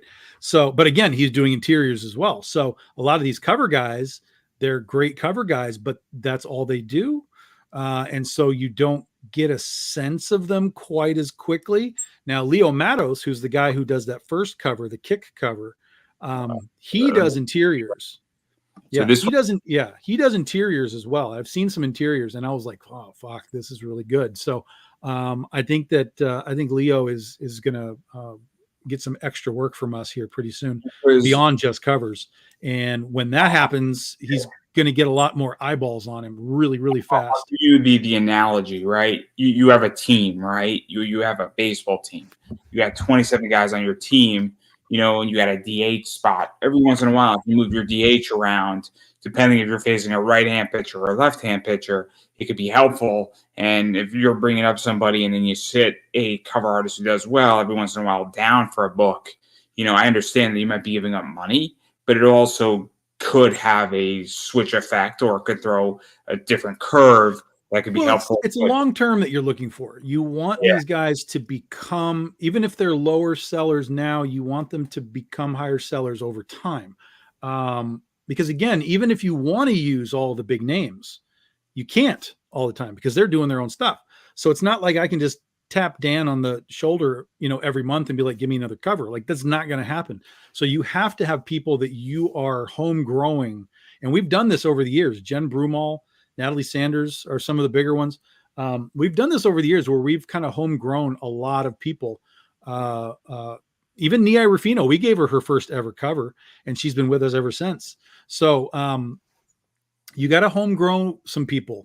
Narciso Sousa was a guy that came out a little bit slow with us, but people liked it, and it grew. He grew and grew and grew, and now he's a staple for us all the time. So I love finding new people. I love seeing what they can do. If they can do interiors, that's so much even better, because people just get to know them that much better and that much faster. But if they are just cover artists, I just want to keep pushing them. Like, do this, do this, do this, do this. Jonathan Mills, who did the Nosferatu cover, he's brand new for us. Leo Matos, yep, that one. He's brand new for us. Who else is new? The Clockwork Kitten. That's Larry Tuison. Now he's been doing stuff for a while, off and on, and he does interiors too. Yeah, he does interiors too, but not much anymore. He's really mainly a cover artist at this point. But he was a guy that I was watching for a while, and I finally got hooked into him. And I'm like, fuck, that's amazing. That's a crazy one. And then the other guy, the Catpool one where she's on the building, that's Jimbo Salgado. He did a cover for us many years ago for Princesses versus Zombies #1. So this is his first time back in a lot of years. I keep talking to him all the time, and I'm like, oh, dude, we got to get you back. He's like, just tell me when. So we got him to do the Catpool cover, which came out incredible. So yeah, there's a whole lot of new people, which is great. Because this is how I feel, right? I'm always looking for the next cosplayer, the next wrestler, and I'm always looking for veterans too. And I try to create a balance, right? Even with voice actors too, because I want the stars who are going to be there in the next 3 years, and I want them before they're stars. Because finding a star and getting a veteran on my show is harder than getting somebody brand new. But then if I'm your first interview, I mean, I could tap that out. And it's very helpful sometimes. It's like, hey, this is going to be the next superstar. And I like to find that, but I also like to find people who've been around forever. And I kind of want to pair that up together. And that's just how I run my show. And I don't know if that's similar to finding artists and figuring that out. But I do think there is a skill set in finding new talent or undiscovered talent, building them up, but also having your veterans and then using both of those things to further your project. Yeah, this one was like, it didn't really occur to me how many new people we were going to have on this until all of a sudden I was like, holy shit, like half the people in this, nobody knows who they are. At least within the Big Dog Inc. sense. So that kind of threw me off for a minute. I was like, oh, that could be awkward. Cause I don't have Nia, I don't have Keith Garvey, I don't have Marissa Pope, I don't have some of my standards. But I felt that the art that we had was definitely worth having. And I think all of those guys are going to come back, every single one of them. And like I said, with Leo and his interior work, I'm really looking at what I can do with him. Cause I really liked his interiors too. And then there's this new guy who took this new job. This is a long-term job for him. So he's not doing anything until that's done. But once he's done, the door will be open for him to do other interior work. Cause he's really good and he's got a really great page panel layout sense and everything. So, there's a whole lot of new people right now, but at the same time, you want to still be able to tap into the EBAS audience and, the DeBalfo audience and those guys, but, they're not always available. So there's not much you can do other than just build your own army, and see what you can do with it. So that's what we're trying to do. I mean, that's what we've always done. Finding guys, like I said, Jem Brumal, Natalie Sanders, Ian Snyder, JB Neto has been the only artist on any of our books that has done all of the issues through all of the series. Fico Ossio, originally on Critter, he did most of the series. So, I can find guys. I know what I'm looking for. It's just a matter of timing, availability to them, finding Fabio, another example, just finding the timing and putting them on things. Carlos Reno took over Oz and has been brilliant and is now working for, DC and all these other guys. Like it's incredible what has happened with all the people that I've hired over the years, and they've moved on to other projects. So whenever I can pull them back and get them on stuff, I'm thrilled. And to watch them go from, for us, it's like the minor leagues, and then they grow and grow and grow and they get picked up by the big guys. It's like, God damn, man, this is great. This is fantastic. So It's nice to be there first and discover talent and recognize that. I mean, there's been few well, people. yeah, and Shannon Mayer, we had his first ever cover. And when people finally caught on to who Shannon was, once he was working for other companies, that Oz cover went batshit crazy in price. So yeah, once these guys sort of expand out into other territories, people figure out who they are. They want to know like where they came from. Like, oh, this is his first cover. No, he used to work for all these companies. Like, holy shit! Like, look at all this work. And that's fantastic. Mel Milton is another guy that's fantastic. And he's doing stuff for DC now. Yeah, it's Elias Chitsautis we get to work with now. God damn, Tim Vigil works with us. We have a ton of like big name people coming into Big Dog Inc. next year for our anniversary. I've reached out to a whole lot of people and I'm like, look, I know you're working for DC and Marvel and you're doing all this stuff, but at any point in the next year, you have time, I will have something for you. Just tell me when, and we'll make it work. And I just keep getting yes. And these are all guys that I've been like, oh my God, I want that guy. I want that guy. One of them just recently I've been chasing for years, and he's like, oh dude, I'm so swamped. And I'm like, literally any time in the next year. And he was like, message me around Christmas. And I was like, fuck yeah. So, hopefully that plays. Cause I can already see what these guys are doing. Some of it's already done. I already have one of the guys. He's already done a Penny for Your Soul, Joan of Arc cover. It's already done. It's fucking awesome. So we're going to have a great amount of like old guys for us, stars that have never worked for us, and just the new guys that we're bringing along, through all of this. So it's going to be an amazing mix of crazy art all year long next year. I'm super geeked about it. Oh, that's exciting. I'm happy for you. I mean, it's going to be good, man. It's going to be good. It's going to be good. It's going to put our books in front of a lot of eyeballs that we wouldn't necessarily have had. So yeah, it's super good. Nah, I'm excited for you. I'm happy for you. No, it's a good thing. It's a good thing when companies are doing well. It's good when comics are doing well. And that's all I'm gonna say, because I can't say anything else that's better than that. So, but I digress. And then my favorite item out of this whole thing is the Halloween pack, because I think that's brilliant, because I love ripping packs. I love opening up card packs. I love opening up mystery envelopes. And all these, there's 3 of them. I think there's 3 of them. I think that it's this one, this one, and then this one. I like this one a lot, and I like this one a lot. This one is my least favorite, which means I'm gonna get this one, aren't I? But anyway, because I know Tom is already marking that down. But all jokes aside, there's 33 of each, from my understanding. It's a $40 mystery pack. Mm-hmm. And I think it's brilliant for a lot of reasons. And this is my praise on this product, is that it's limited issues for all of them. If you want all 3, you can buy all 3 and guarantee that you're going to get all 3. Yes, but we only have like 20 of those packs set aside. So of the 99 issues that exist, there's only 20 packs of all 3. So I think it's brilliant in a lot of ways, because it creates a need if you want all 3 of them. But even if you pull one of them, there's only 33 of each copy, mm-hmm. which is a low print run. I mean, 33 books is not a lot. It's Big Dog Inc. It's Halloween oriented. It comes around every year. In case you didn't know, newsflash. But what is that like? Because I think it's smart, and I think it's a brilliant product in a lot of ways. Well, we did it last month or September. Yeah, last month when we did our book fair thing. We had a cover for Schoolgirl done by M.R. Gunn, and I had him change. So it's her sitting on a chair behind like a blackboard with a blackboard behind her. And so I had him change her socks to 3 different versions. And then I had, so basically it was like a detention cover where she was like writing stuff on the board.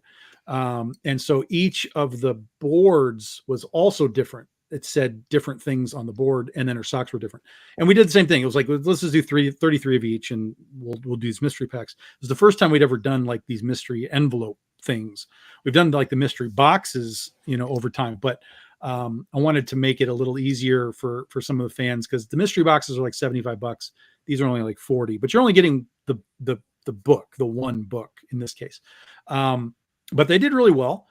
People seemed interested in them. And so I was like, well, let's try this again. And so we had Terry Parr do a patch for Schoolgirl. That's the kitten with the pumpkins.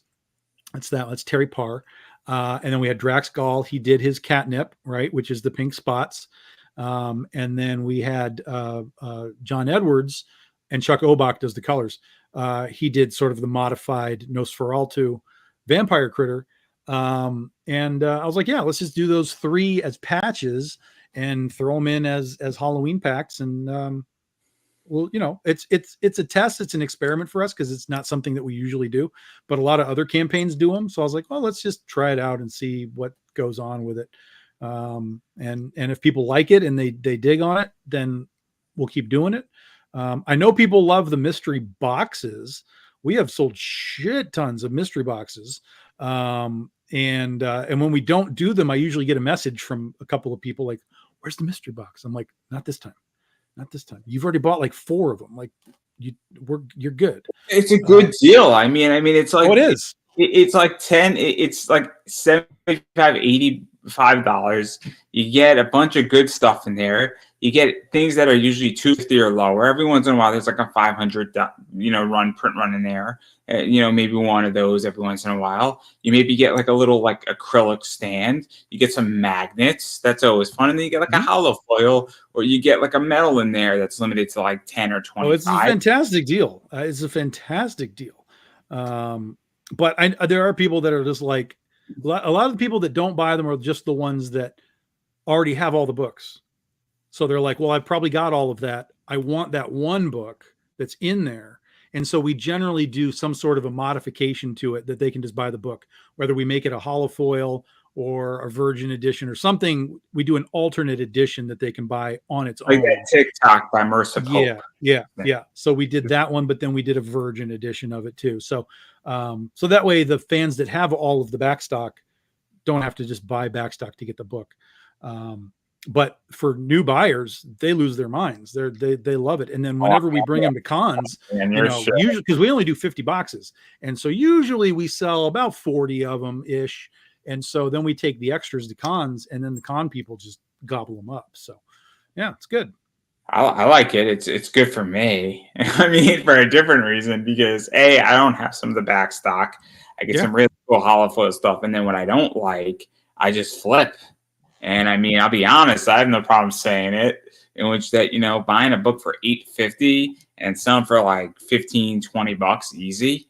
I mean, it's not that hard. And, I have buyers who want this. And again, it's like $8, but like the hollow foil is like a $40, $50 book. So in of itself, or like you pull like a 10 and 10 metal, which I pulled out of one of your basically, you're going to get a foil or a metal, which, like you said, is like $40, $50. And then you're going to get the exclusive to the box, which would be like $40 or $50. That's you're buying those 2 pieces, and then you're getting all the rest of the books for free is what it breaks down to. So it's a great deal. Plus you get a nice box that you can carry your stuff in, and yeah.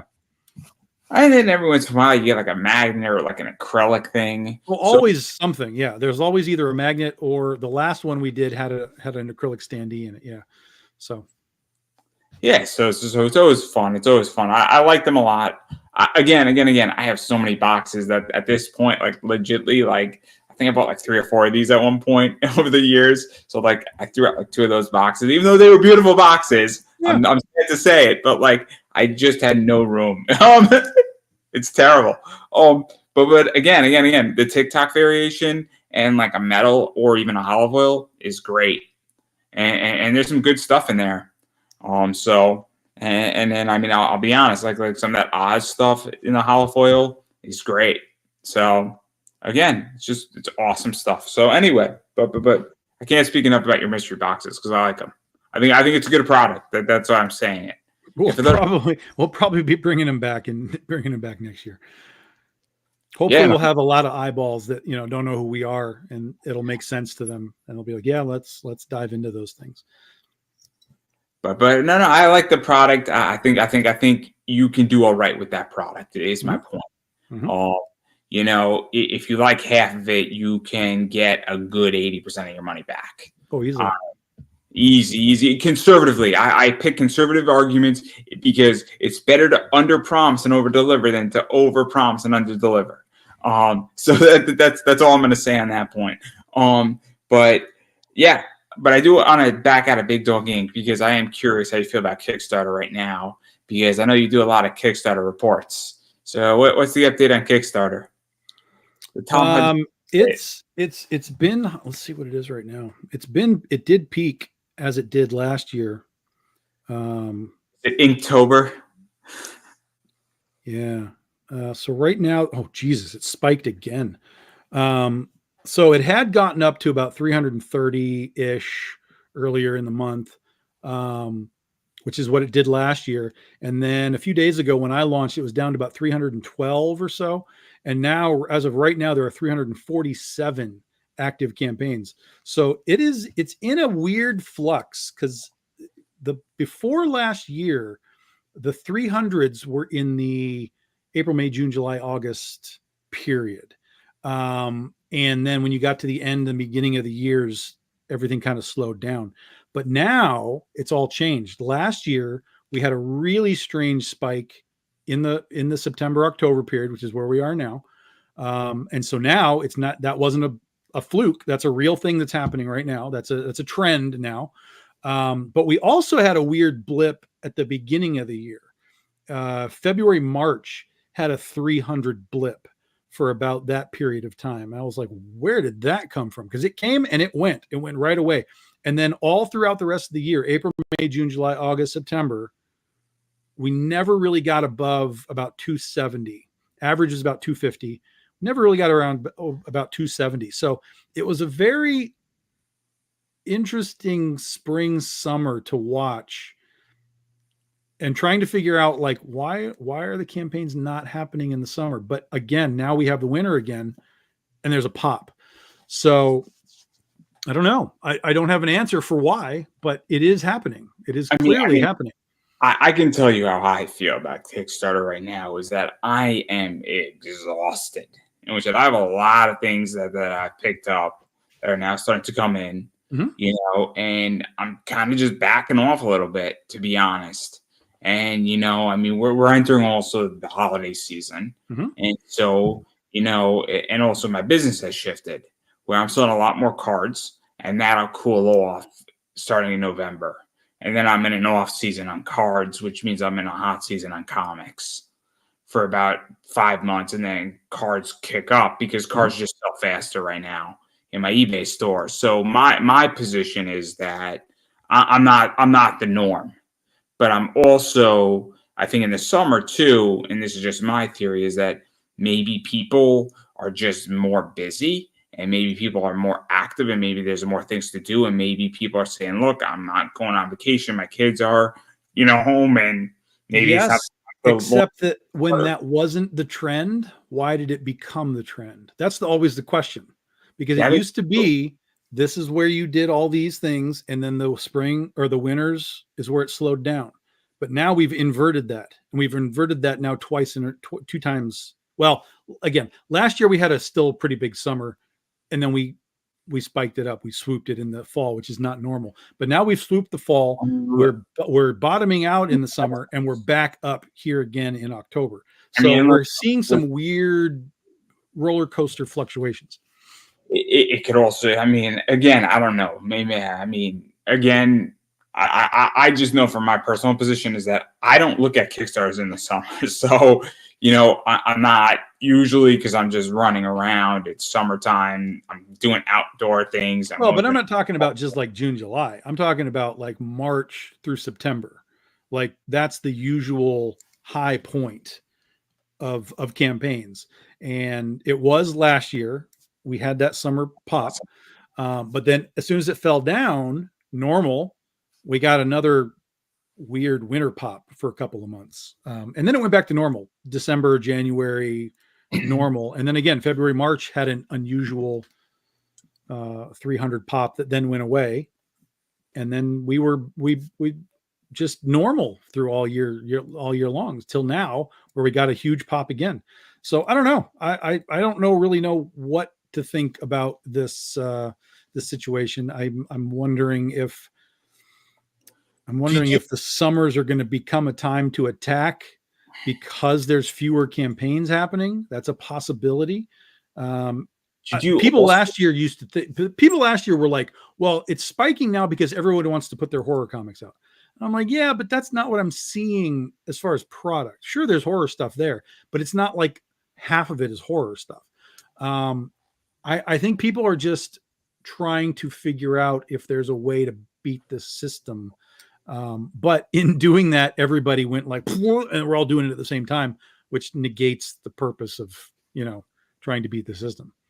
So ultimately, I mean, can you beat the system, or is it that somebody's just going to do something and they're just going to time it and one person is going to beat the system? Because usually there is no beating the system.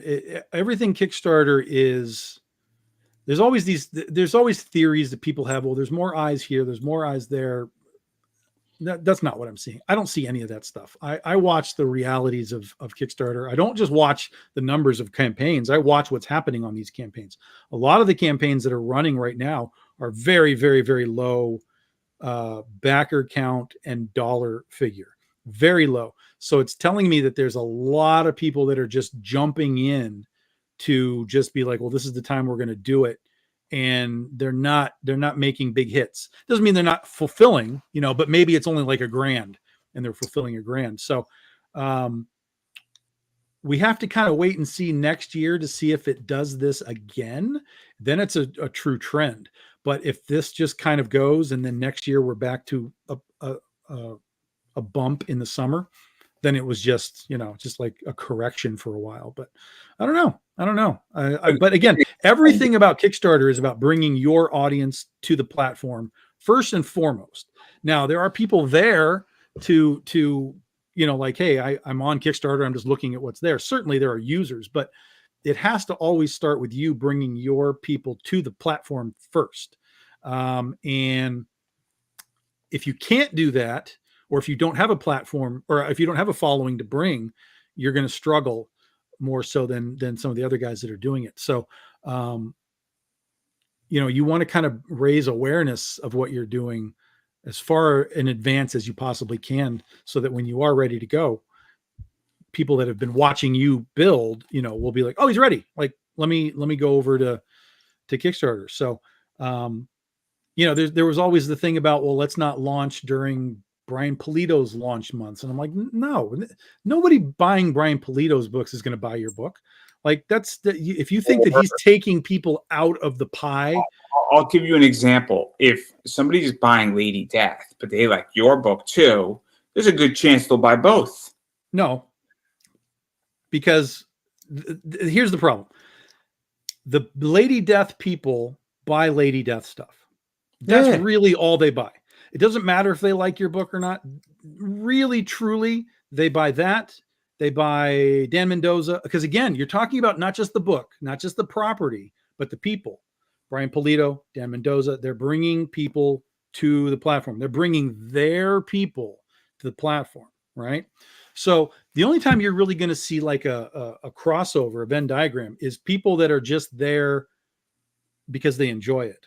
Right. It's not the hardcore coffin people that are like, I love Lady Death, so I'm here. Oh, Tom has a Drax Gall cover, I'm going to get it. No, I'm not getting that money. That's not going to happen. But what I am going to get are the people that just are general bad girl buyers. So look, I buy bad girls. I buy from all of these people, and there's a Lady Death, and there's a Mendoza, and there's a Tom, and there's a whatever. Those are the guys that I could potentially scoop from. Sure. But I'm never going to pull Lady Death people the hardcore away from that. I guess what I'm going at here is that if somebody likes your product, just any product in general, right? So, for instance, if you like werewolves, and you have a werewolf book, and then Rob Matari has a werewolf book, right? And somebody likes that genre, they're not going to say, oh, I got to pick Tom's book and I can't do Rob's book, right? And Rob's coming on tomorrow. That's why I bring him up. So I don't think he's going to mind too much. They're probably going to be interested in Nightwolf and your book too. Sure. Yeah. Right. Sure. So because they like that genre. So I'll give you an example, right? So nobody says, oh, Chicago PD. Oh, I have to watch Chicago PD. Fuck Law and Order, right? If you like police procedural shows, you're going to watch both. Is where I'm going with this. Right. That's true. But what I'm saying is that when people try and dodge Brian Pulido months, that's pointless because he's bringing his 2,000 people with him. He's not taking 2,000 people out of the pie away from you. That's all I'm saying. If anything, he's going to drive awareness of the Bad Girl people to the platform, right? So his 2,000 people are going to come and buy. But if there's just like, oh yeah, I see Brian Pulido's doing a thing, they can come in and then they'll buy your book too. Like you said, if it's the similar genres, then you get that. But don't think that there's like this fixed amount of people in Kickstarter that he then pulls 2,000 people out of it. That's not what's happening. He's not going to hurt you. Dan Mendoza is not going to hurt you. Right. There are people that can hurt you technically in this, but Brian Pulido, Dan Mendoza are not the ones who are going to hurt you. If Scott Snyder does a Kickstarter, he's probably not going to hurt you. No. If you're going to launch, now maybe you're going to be hurt a little bit if somebody has a tight month and they love both the things and they got to make a choice, but you're not going to be majority hurt by those people. Right. Now, if there's a major scam on Kickstarter, you could be hurt, but so will everybody else. But that's a different discussion completely. Yep. So don't be afraid of names. Names are good for Kickstarter. Names bring people to Kickstarter. Todd McFarlane does a Spawn figure, brings people here. W or Boom brings Power Rangers, that brings eyeballs to the platform. Top Cow does Witchblade, that brings eyes to the platform. We need to grow the platform's eyeballs as much as possible, because the more eyeballs that are on the platform, the more you get the guys that are just like, oh, what else is here? Show me what else is here while I'm buying. Again, Keanu Reeves, boom. I thought that was a positive thing. For the platform. I think Power Rangers is a positive thing. I don't know if, IDW did Teenage Mutant Ninja Turtles at some point. Ninja Turtles is there. Godzilla is on there. So that's a good Transformers is on there now. I mean, yeah. So again, I don't have a problem with them being in there. Nope. And them doing what they want to do. And that's cool with me. I would like WWE comics on Kickstarter. I think that'd be fun. I think it'd be awesome and get some really cool shit. I mean, Ryder, you have a graphic novel. I thought that was great too. Why would that be a bad thing? Because now you're getting people on the platform. They're signing up. And how does that hurt anybody? It doesn't. Well, again, the fear is just that there's a fixed number of backers, and that's just not the case. Fair enough. But anyway, so So again, but Kickstarter is also a platform, as you stated, that you have to bring your audience. You have to grow your audience, and you have to drive traffic to some degree on Kickstarter. So it is what it is. But anyway, so yeah, we still got a lot of stuff. I would ask you to describe football to me, but I know that answer. It's the Chargers. I don't know. Are you frozen? Nope. You didn't move for like 30 seconds. I was like, is he frozen? It's terrible. It's all right, everybody. I can make that joke because I'm a Giants fan and they're just god awful. I mean, I don't know if the Browns and the Giants play again, who wins? That's a tough one, isn't it? No, it's the Giants would win. The Browns are nothing. The Browns are zero. Absolute zero. But didn't the Browns beat the Bengals? Yeah, but the Bengals are terrible too. I mean, the Bengals are a terrible team. Just be real. The Bengals are a terrible team. Did you They watch have that? Burrow and they have Chase, and they have nothing else. Oh my God, that game was horrific. The Browns versus the Bengals, that game was horrific. Sort of like with the Jets now. They have Aaron Rodgers and Devontae Adams, but they have nothing else. I mean, Brees Hall's okay. It's fine. But there's no fear playing the Jets. No fear playing the Jets. I had hope. I had hope in the first game. But I mean, the Jets versus the Patriots is always fun. It's always fun. But anyway, I mean, there's no hope in the Patriots either, so God help them too. And the Jaguars are just horrific as well. But at least we have the Panthers in a Carolina team. So oh, just there's so much money in all those teams. They're going to get a number 1 pick again. Who Carolina? Yeah. I'll bet that they'll be last. Yeah. Oh man, that's just terrible. That's just terrible, and they're still gonna suck. It's either them or the Patriots at the bottom of the barrel. But I would bet the Panthers will find a way to be number 1 again. Imagine that. They would have had the number 1 pick 3 years in a row, based off of the trades. Crazy. That's a shitty franchise right there. I thought they traded a first round draft pick. They did, but they got it. That's why it went to the Browns or the Bears this year. But if they were the worst team in the league, so they got the first, but they had traded that first to the Bears, and that's why Bears drafted Caleb Williams this year. So they traded to get the number 1 pick. They took Bryce Young. Then they were so shitty that they got the number 1 pick again, but they traded that to the Bears. And then this year, they're going to be so shitty that they're going to get the number 1 pick again. Oh man, they're just horrific. Yeah, it's total futility. And I remember when Andy Dalton came in and he lit it up, and everybody was like, "See, Bryce Young is the problem." And then he hasn't won a game since. I'm like, no, it's the Panthers are a problem. All of the Panthers is a problem. So yeah. But at least the Commanders are decent.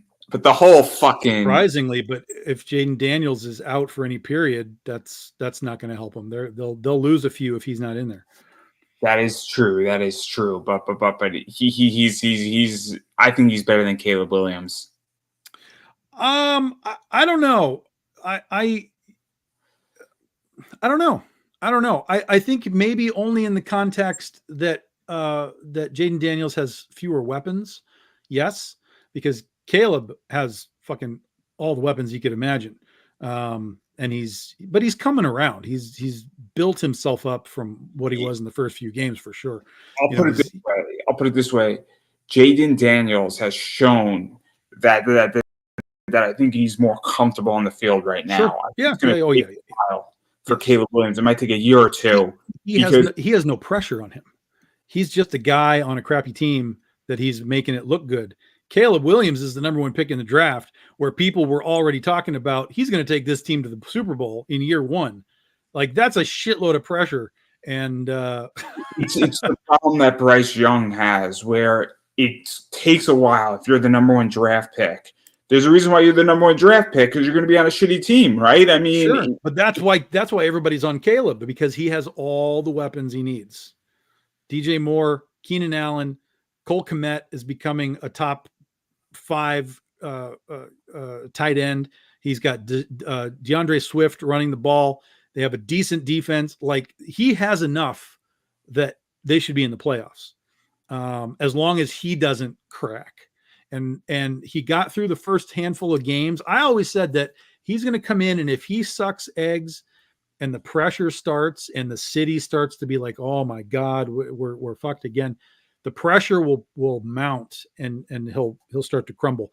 But the defense has kept him in games to a point where all he has to do is manage the game and find his groove. And he's finding his groove. And I took Cole Kmet on my fantasy team. And people were like, what the fuck are you doing? I'm like, you watch. That's going to work.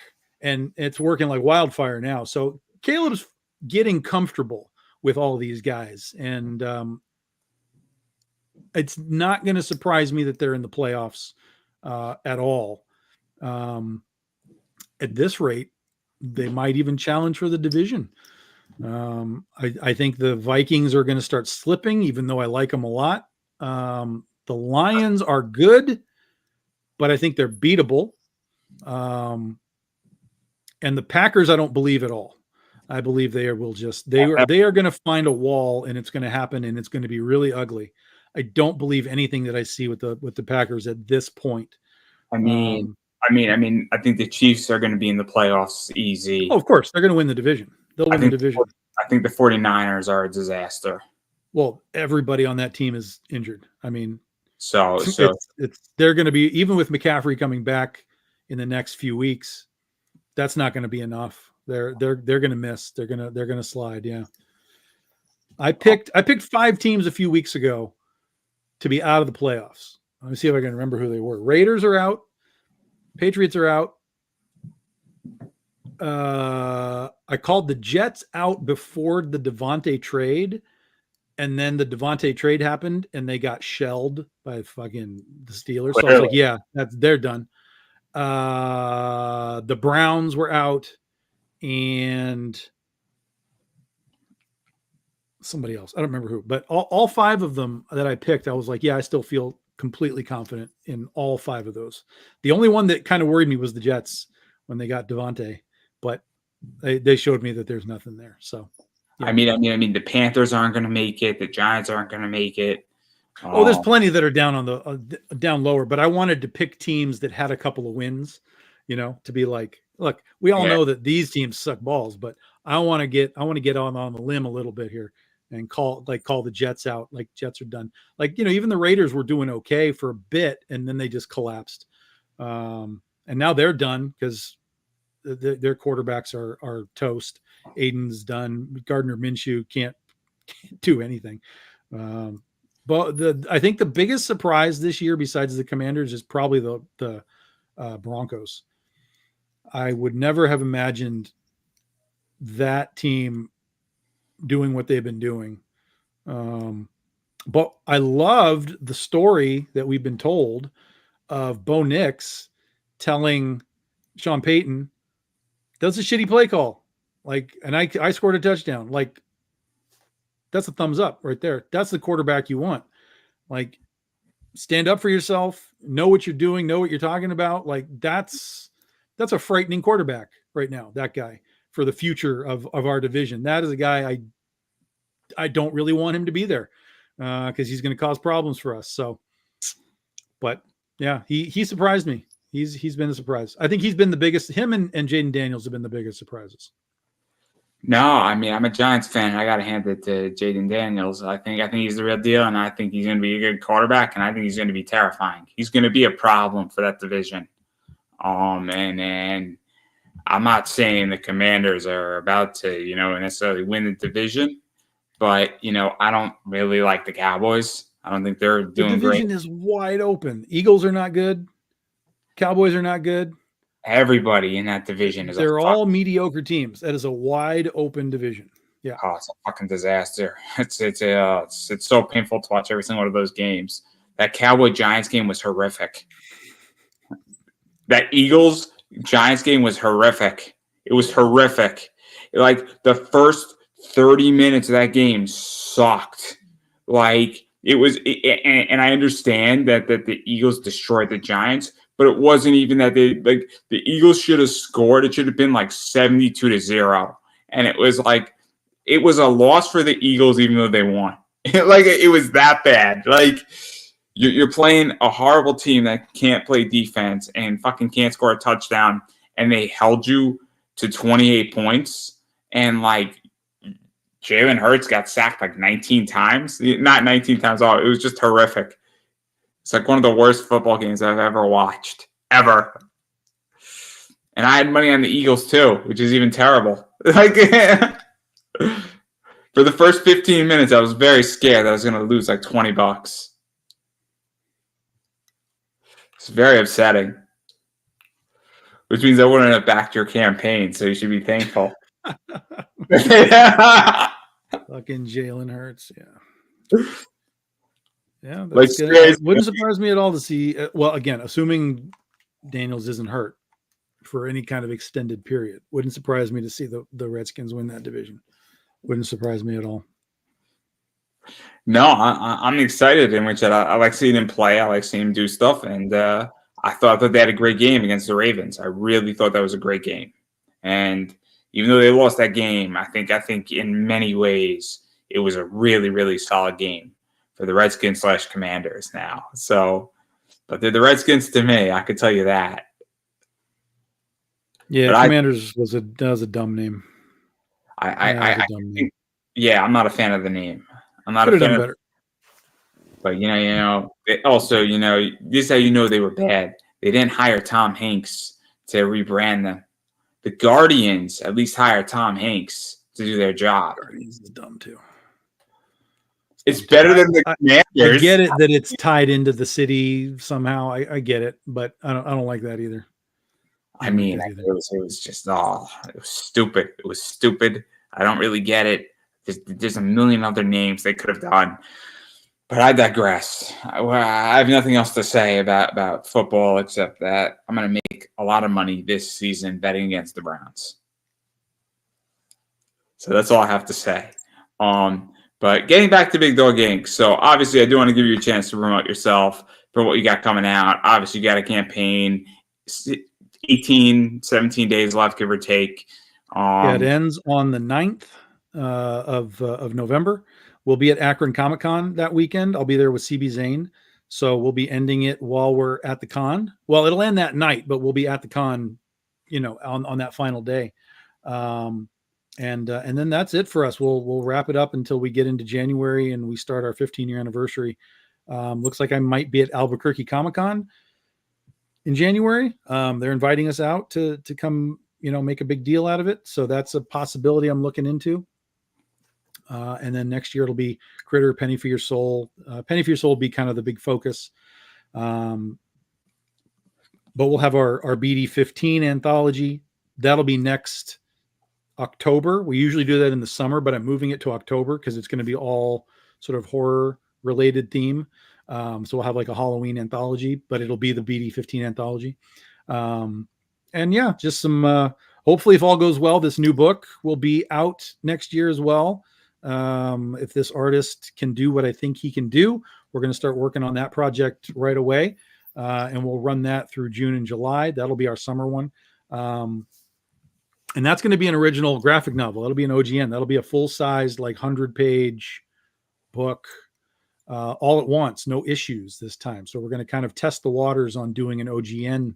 We'll have a hardcover edition. We'll do softcover editions. So that'll be an interesting experiment to see how people react to that. But yeah, that's what we're doing. And then on Facebook, for those that are on Facebook, we do 2 weekly shows on the Comic Book Shopping Network. Sunday night, 10 p.m. Eastern, Wednesday night, 10 p.m. Eastern. We sell my books. We sell just general fun stuff as well. So depending on whatever you collect, we got something for you. But if you want to learn more about Big Dog Inc., hit up Facebook. That's where we do most of our focused social media stuff. We are on Twitter. We are on TikTok. We are on Instagram, all that kind of stuff. But we do most of it on Facebook. And then we have, of course, our Patreon, which has been growing really nicely as well. So if you guys like to kind of get the gist of, how do you make all this stuff, particularly if you're a creator and you want to kind of watch how we do it, that's what we do. We show kind of process of everything, logos, designs, lines, inks, colors, the whole thing. You get to watch all that stuff happen. In some cases, if you're at the VIP tier, you get to help vote on things. They've voted on names for characters. They've voted on the participants for the pillow fight issue that we did. So they get to have a little extra fun. Plus, if you're a Patreon member and you're a backer of our campaigns, you get what's called Patreon perks. Dun, dun, dun, which most of the time we do these sketch cards. So we have sketch cards drawn up, like CB Zane has done these, Nia Rufino has done these, and you'll just get a free art sketch card for Patreon perks. But we've done other things too, like metal cards and things like that. So Patreon perks, join Patreon and back our campaigns and get more freebies. Oh, that's good. I don't know how I can follow that up. Except to say that you need to support indie comic creations, people creating stuff, and the way to do that is obviously backing campaigns, Patreon, crowdfunding backing. Also, buying directly from people is a big thing that helps tremendously. But even going beyond that too, I get it. And like we talked about earlier, the better that we do, the more awareness of what we do happens. And that's when things like Hollywood can come knocking. So I actually have a producer who wants me to pitch Princesses versus Zombies to them as potentially a movie or a TV thing or something. So I'm in the process of building that pitch and sending it off to them. So the better that we do in our Kickstarters, particularly our Kickstarters, because if we can just show direct, like, hey, look, we've got 1,000 people that buy our stuff all the time. That helps us sell the product to other forms of media, TV, streaming, Amazon, whatever. So the more you help us, the more all of this can grow.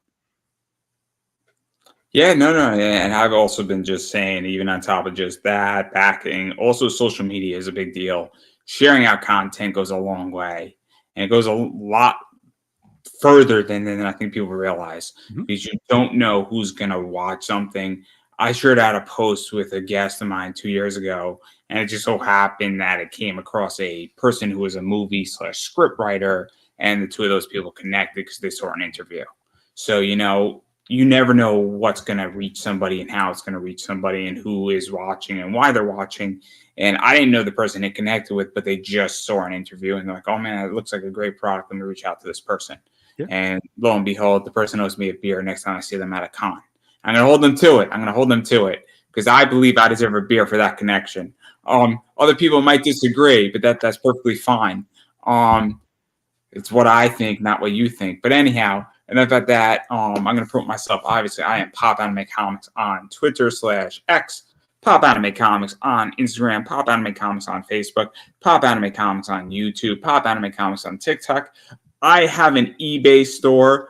Look for comics and collectibles. Come shop with us on eBay at Pop Anime Comics Collectibles.